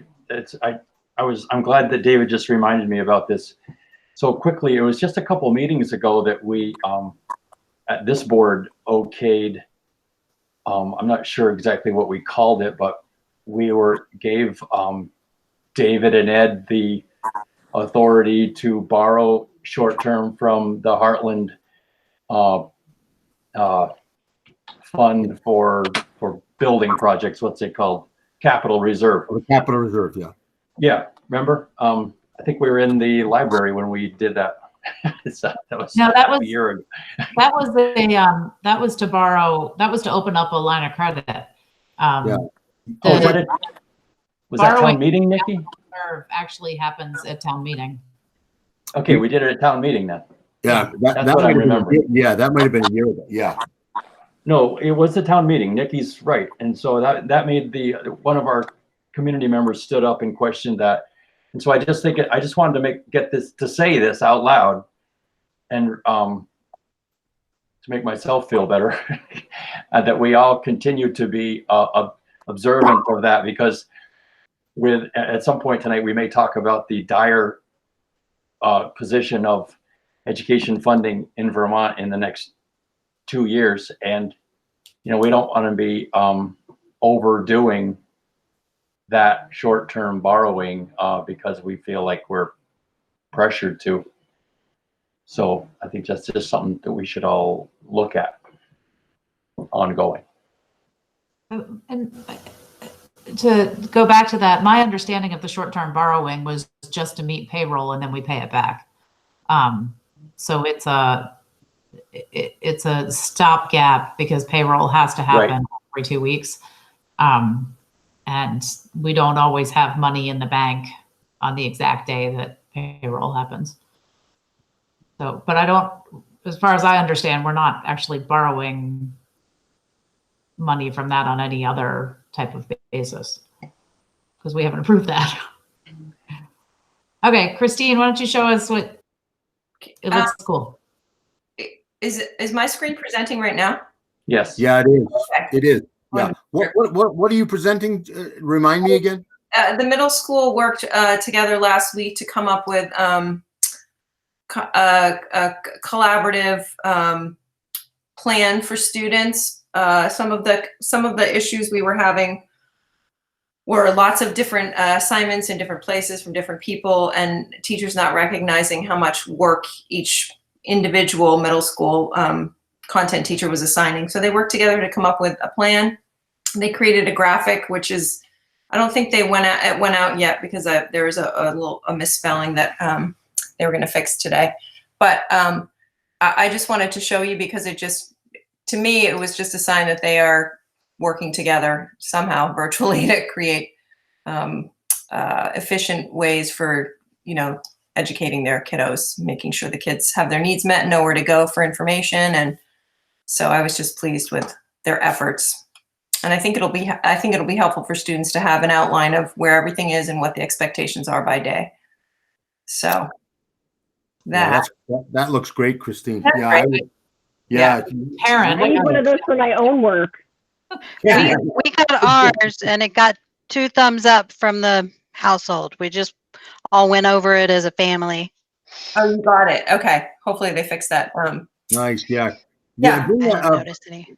yeah, you should bring that to the team meeting tomorrow too, Christine. Tomorrow. Yeah, they did a really nice job. So That's a nice layout. That's a really nice layout. took a lot of collaborating times and shifting things around so that they weren't asking too much of kids. I mean, they really had to work together to make a plan. So just kudos to them. Yeah, pass it along to the middle school team that I'm jealous. Well, I know the grade alike teachers are working together as well to come up with plans, which is super helpful. But this was a larger collaboration. Lots of and it's a really cool. Yeah, it's a cool demonstration. Yeah. Okay, I'm going to keep us moving. So we are now on to item C, which is a list of resignations, some of which make me very sad. I A lot of them make me You want to sad. go in? David, Christine, you'll go through them? yeah, I'll go through them, and I shared. I got one today from Theresa, so I shared it with you, David. I don't know if you got that just before the meeting started. Okay. I did. And I sent it. Whenever you send those, don't be afraid to copy Tina in HR, because Tina's the one that keeps them in the folder. And then, yeah, but I got it. Okay. So we had a resignation from Suzanne Wood, and that is based on the increase in the music position and her situation. So do you have to approve these one at a time or all together? Or don't you have to accept these? Yeah. Yeah, we have to accept them. I think we can do it all at once. You can do it as a group. Yeah. Okay. One from Angie Carpenter Henderson. She was somewhat recruited by Norwich University to be a teacher of teachers. So she is going to move on to the next phase in her career. She's nervous but excited, and she's definitely ready for the challenge. So although she has done an incredible job at Heartland and will be missed by everyone, we're happy for her because this is something that she's really looking forward to doing. And she'll have a great impact on future teachers, which we'll all benefit from. So the one that came in tonight is Theresa Symantec. She is going to retire officially. I know she's gone to part-time, and she made the decision just about a week ago. She came to chat with me and has decided it's time for her to retire, and she's wrestled with it. She's been at Heartland, I think, 40 years. I mean, she's been there for a long time. She's a staple. She's been, in my experience with her, willing to learn, upbeat, positive. The kids love her. She's the cheerleader at Heartland. So she will be missed, but she, in her mind, is able to wrestle with the decision because she can come in and volunteer, and one of her grandchildren will be in kindergarten next year. So she'll be back. She just won't be in the same capacity. So those are the three. Did we do Mike's last time we met? I couldn't remember. Mike Howe? We did not. Scott? No. So I don't think we did. I don't think we did. So Mike Howe has turned in his letter of resignation as well. Again, another long-standing staff member at Heartland, loves the kids, loves the school, and it's just at that time where he's ready to be retired. But he may help us out if we need help. He's our water testing guy, so if Jim feels like that's going to be something Mike can do, I think Mike's willing.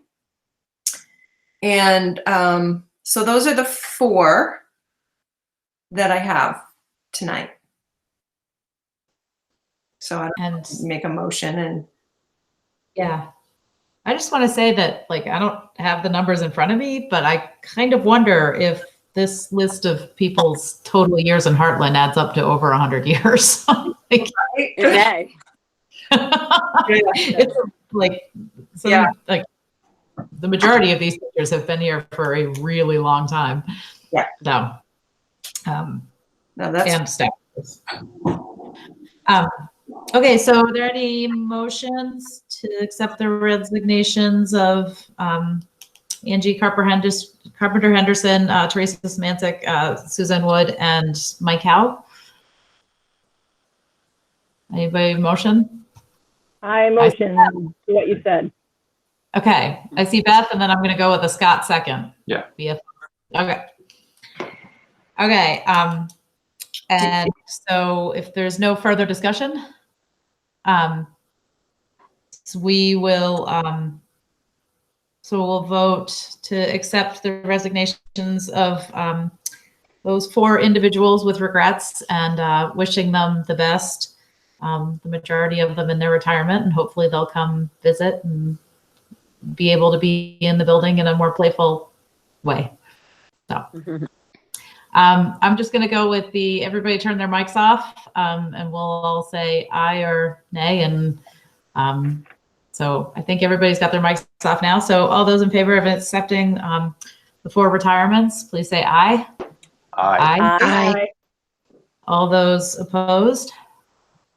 Okay. So Christine, please pass on to everybody that we really appreciate Yeah. We're in kind of a weird place because normally we really honor and celebrate retirements at the end of the year. So playing with how to do that, to postpone it, but same thoughts about graduation. You know, I'm thinking about how we move forward with that because the kids deserve something. So more to come. Thinking about how to. I mean, we can do something virtually. It's just figuring out if that's what the kids want, or if they want to wait until we can get back together. So some digging to do, but I can share that we have been interviewing for positions, and I can share one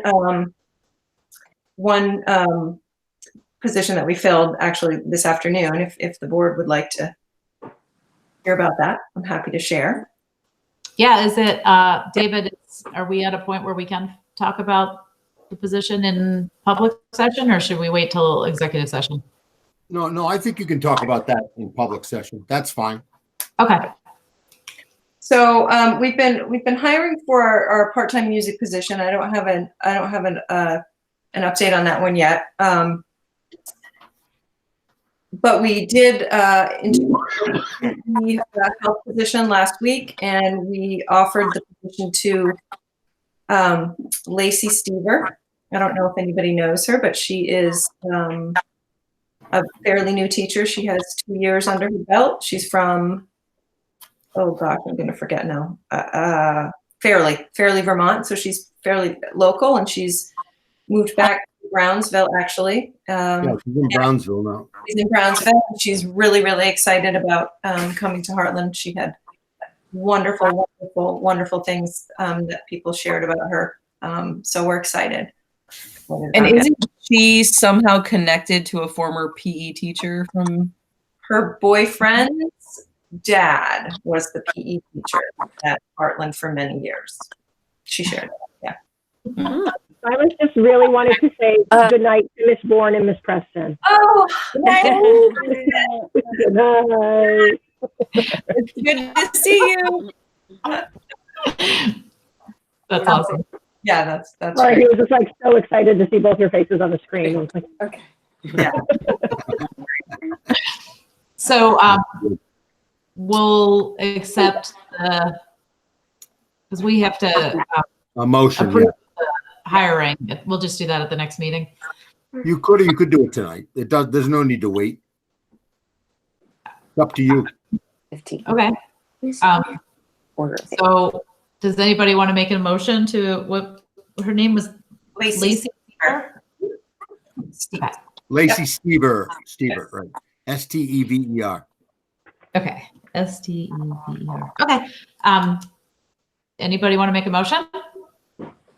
I'll make a motion. I can second. Okay. So Sarah made the motion and Beth is second. What position is she taking? She'll be primarily K-5 PE health. Awesome. I just missed that at the beginning before I vote. Yeah, she's going to be fantastic. We're really excited. That's Awesome. all I need. Yeah. I do usually like to see a It's going to resume. be so hard to replace Angie, but she seems very good, and I think her and Chad will work really, really well together. Awesome. Great. That's fantastic. So Okay, so keep you posted on the interviews, and next month we'll hopefully have some more people to bring forward. So yeah. Okay, so we need to vote still. So everybody's mics off. So all those in favor of hiring Lacey Stever for the PE health position, please say aye. Aye. Aye. All those opposed? Okay. Who made that motion? It was Sarah and Beth. Okay, Sarah and Beth, good. And yeah, that's great. And I'll reach out to her tomorrow, Christine. I think she's all set. You sent me her resume, I and did. her paperwork. So I think Tina's got it already. It's a question of whether she gets the contract or a letter of intent. But I can explain that to her again, too, just so she knows the difference. Yep. Great. Okay. Okay, so the last item on the agenda is kind of a peek at the, and I don't have a very descriptive peek, but a peek at the statewide budget. I don't have the numbers in front of me, but this year, taking a step back, the statewide ed fund is paid for with a combination of property taxes and like rooms and meals, lodging, and lottery. So in this isolation scenario, rooms and meals, lodging, and lottery have tanked. And so there goes the ed fund. The federal government gave a bolus of money that will prop up the ed fund. The ed fund will be short for this current year, 2020. The scary part, so we'll survive 2020 and there will be a deficit, but a lot of 2020 has already been paid for. And so there's less concern there. The real scary part is 2021. If we continue to have a lot of people having lost their jobs, and if the economy used to have crashed the way it has, and I think we're expecting a certain amount of social distancing even going into 2021. So there's a real concern that the ed fund is going to really, really be sucked dry. And so we all need to be cognizant of that. It's a scary proposition for schools. And I sent out that email earlier today. My attitude is that the kids are going to need the schools more than ever, and they're going to need the supports of the schools more than ever come September and in 2021. And when we're at a time where we're going to need the most support that we can possibly give them, we're going to be at a time where financially we don't have any of the support that we need. So I'll open it up to you guys to go off of that conversation, but I think it's something that we need to start educating the community about. I don't think that we have any solutions, and I don't really feel ready to propose any solutions, but it is something that we need to understand. And the other pieces of information is that we've missed the deadline to RIF teachers, which I think we're ready for anyway. And then support staff, we have a little bit more flexibility if we felt that we needed to trim. But again, personally, I'm not at a point where I'm ready to do any of that. So I'll open it up to you guys.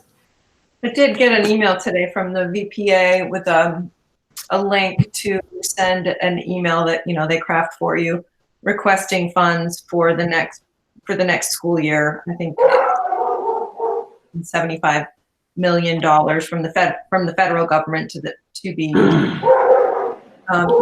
state of Vermont. I don't know if we'll get that, but certainly people are talking about it and setting some things in motion to get more people aware and request. That's great. Funds. Yeah, and that would make sense because that's about the expected shortfalls in that $70 to $80 million range right now. It could get worse, but that's probably where that number came from. Yeah. We just got an email from the School Boards Association actually like just 10 minutes ago, and they are projecting a $150 million deficit. It was a request for 175 million, not 75 million. Okay. Well, they're just saying the deficit could be as high as 150 million. You mean the state deficit? The ed fund deficit. Oh, the ed fund, yeah.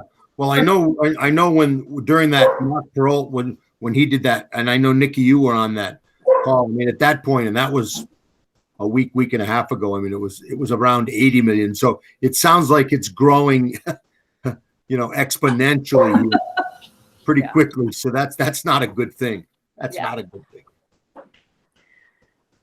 So I think the real key to this is going to be, A, not to panic. I think B, because you could still have the feds. They could come through. I'm not really optimistic, given some of the calamities at that level right now. But I think we are going to have to be careful and really take a look at our situation. We'll be all right this year. And matter of fact, Ed told me, he's projecting, and we can get him on the agenda, or Nikki, we can do more formally present next month. But in all of our districts, because of the way we've semi shut down here, we're gonna end up with a pretty good fund balance at the end of this year. But that's not something we can carry into next year. We can only carry that in to the year after. So it's going to, if it's that kind of exponential deficit, then we're going to be in a lot of trouble. But you know what? So is everybody else. So everybody, right? Something's going to have to give. Ed's recommendation right now, and I think he's right, is we just try not to spend. Don't hire any new staff.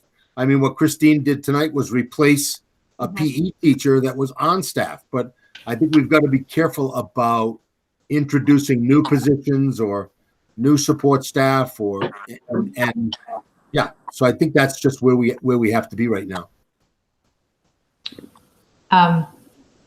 So I think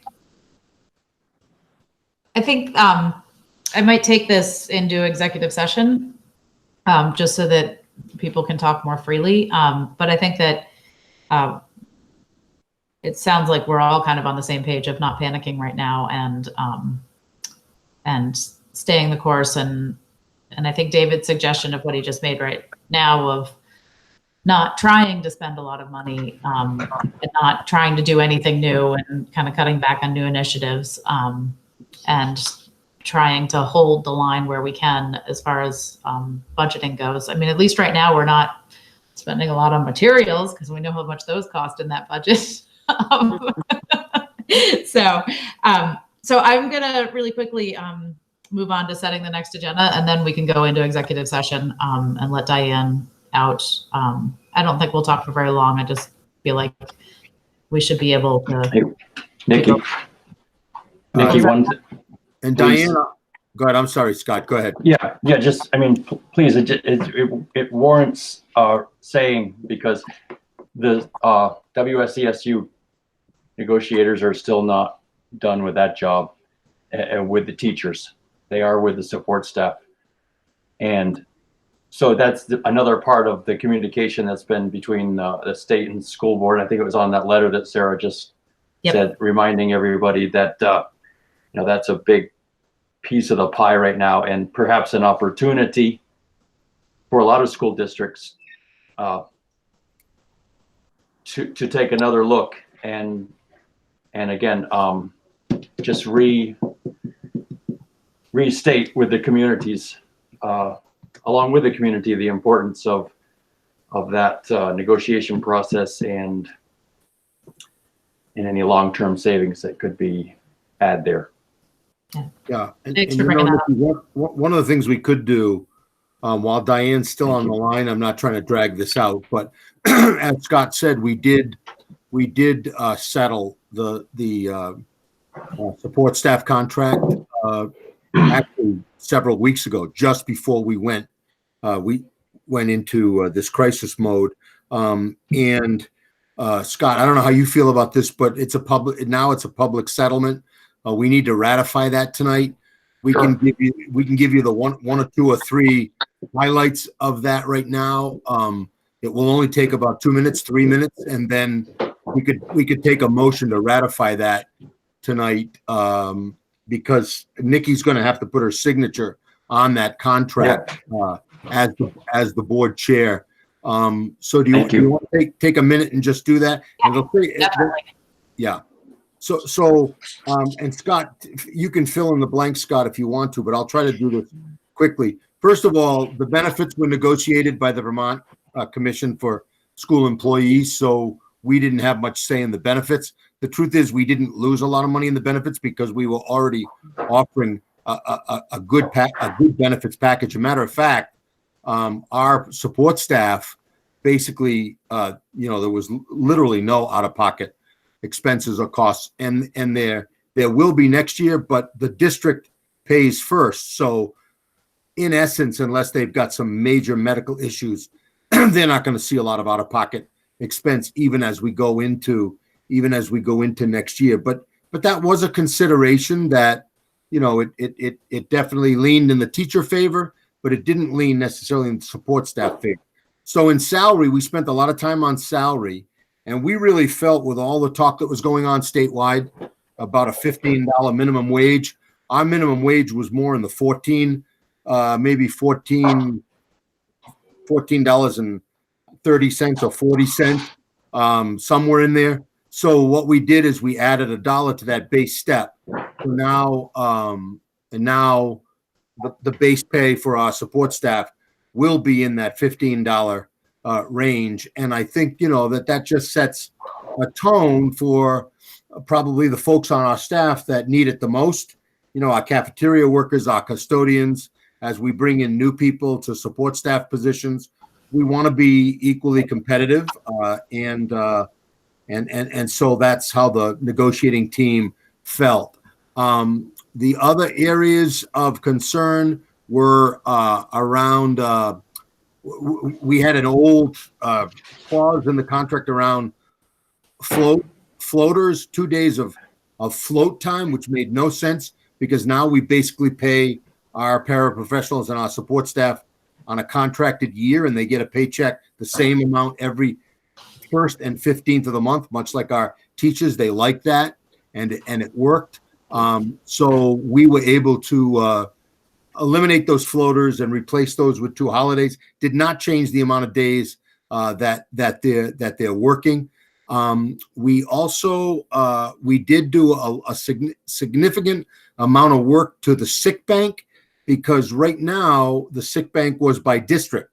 And I thought this was a great concession on the part of the support staff, because a lot of our support staff are at the supervisory union right now, and that sick bank just wasn't strong enough to uphold it. So what we did is we took the sick bank numbers of days from each of the 4 districts, including the SU, Mount Scottney, Heartland, Weathersfield, and the SU, and we pulled them all together. And now there's a supervisory union-wide sick bank that has, probably about 400 plus days in it. So anybody who has a severe illness, a terminal illness, and they're just trying to get to that long-term disability phase will be able to tap into that sick bank. And we're not going to have to worry about Heartland's drying up or the SU's drying up, or and we did the math, and I think this is going to work for us. And then the only other thing I think was we did get some concessions on paychecks, because we were offering pay over the summer, so they'd get their pay in September, and then we'd keep paying them in July and August after the fiscal year was over. And that was not helping us financially, nor was it really getting good grades from the auditor or the IRS. So they've agreed now to take that final lump sum in June, and they'll finance their own money over the summer, so we can close out our books on June 30th. I thought that was a nice concession from them, and that worked really in our favor. Can you think of anything else, Scott, that I left out? I kind of went over our T8 proposals. I think that's it. It's a small amount of money when you think about it in terms of our professional staff, but the truth is we've got a fair number of support staff. When you put the custodians, kitchen workers, paraprofessionals all in one spot, it's almost 100 employees. So and we want to treat them well and keep them on board. And I think the negotiating team did a good job, and it really was a win-win, I think, for everybody. So if you have any questions, I can answer those, or Scott can. If not, we could take a motion to ratify the. And by the way, it's a 2-year agreement, which is just it's perfect because it lines up with when the next insurance proposal starts to kick in. So it'll go from this year through June of 22. David, I think usually you give us the language to make the motion with that. Yeah, so the motion, and Diane, I assume Diane is listening. So the motion would be to ratify the support staff contract for the 2021 to 2020 to 2022 school year.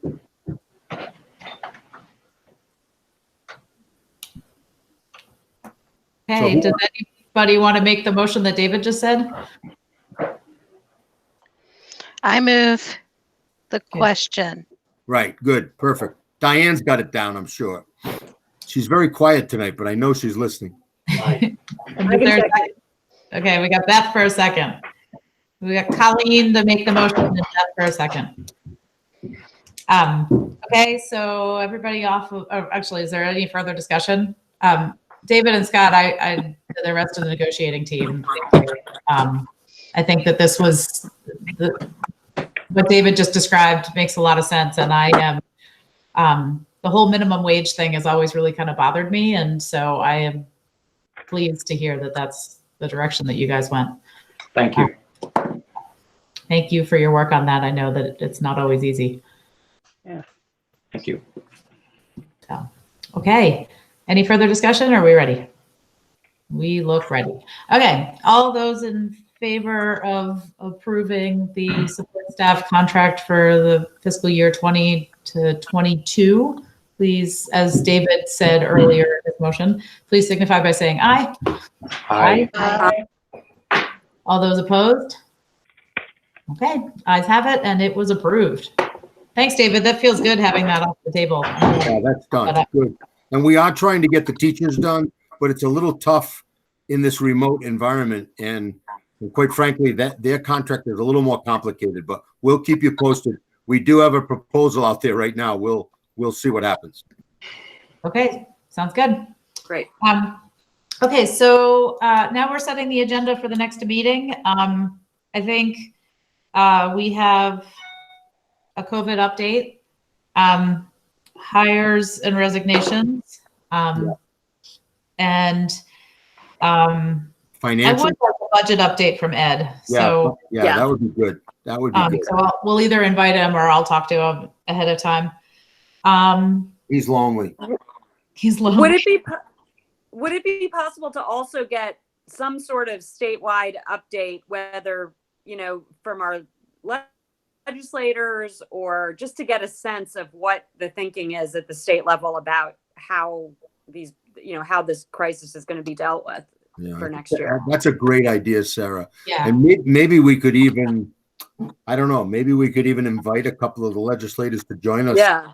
that That's night. a great idea. Yeah, what are the conversations that are going on, right, Yep. around the state? I did reach out to all of them this week, the end of last week, and they're all, they don't know now, but they think they will know in a week or two. But we'll see. But it would be good to get some word from them. Yeah. Yeah. I think that's a great idea. So we'll see who's willing to join us.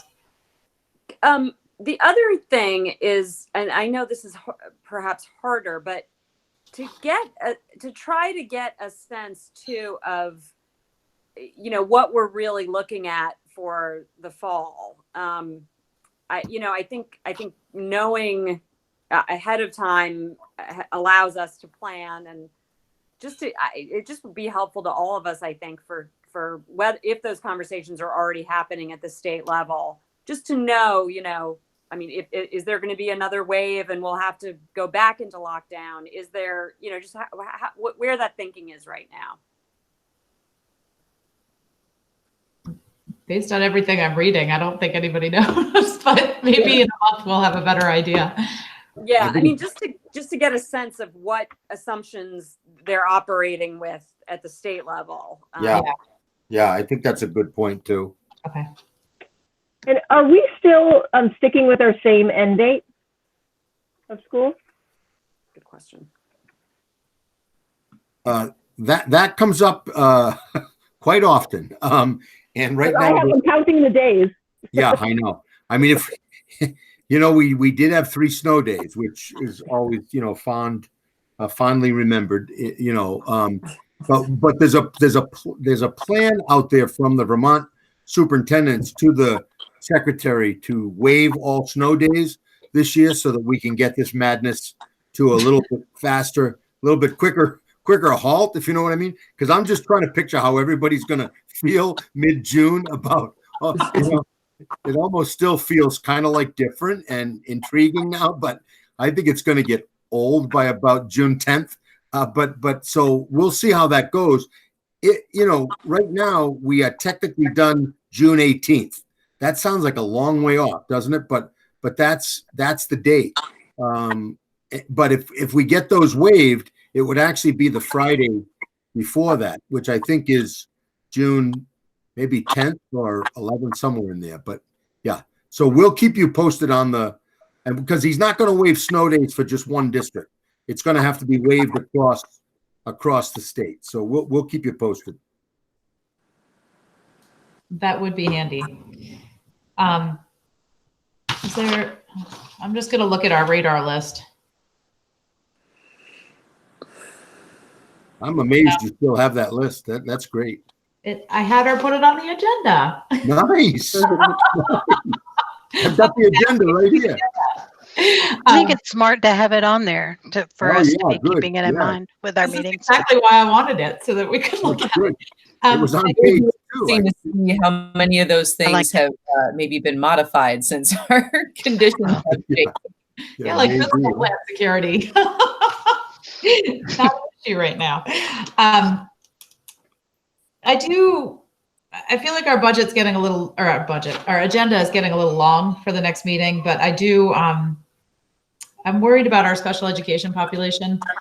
And I feel like now is too early because we're really, I would call day 1 the first real day of learning. So we might put in a quick special ed update. Plus, I think it would be good for everybody Katie Ahern has essentially taken over now.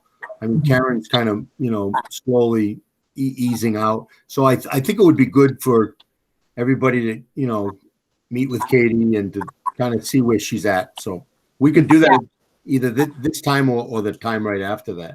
Yeah. So I'll put it on the tentative agenda for Diane to look at. And then when she sends it out before the meeting, Christine and I and you can talk and decide how insane this list is.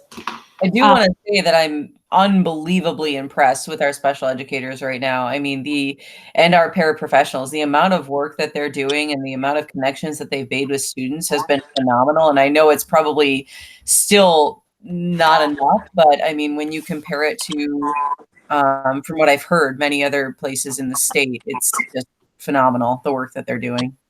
That's fantastic to hear. Yeah. Yeah. Katie's really been on top of, there's a big section in the continuity of plan around services, and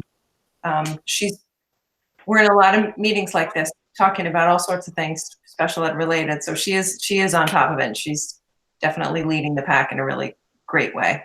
And we are fantastic. What that looks like. So it would be great to have her come. Yeah, I think that would be good. I've been really impressed too with interventionists. Silas has been working with Miss Jenny twice a week, basically for a month, like since the beginning. And it's been fantastic. Like, I think his reading has improved over this last month, like leaps from one traditional school. So I don't know why, but it's working. One-on-one attention. Yeah. So. They are doing an incredible job. So, okay. Well, I'm going to move I would like somebody to move that we go into executive session for a quick executive session to talk numbers. So, does anybody want to move that? So move. Okay. Seconded. Okay. There were a lot of seconds. Diane, you can pick just about anybody. Okay, so David, do you turn off the recording at this point? Hold on just a second. I want to, yeah. I think we're getting there. Diane, thank you very much. Yeah, thanks, Diane. Have a good night. Yeah, you're off the hook now. Thank you. Good to See you, see you. Diane. Thank you, Diane. Hey, Diane. Do you know where it is to stop it? The I record. have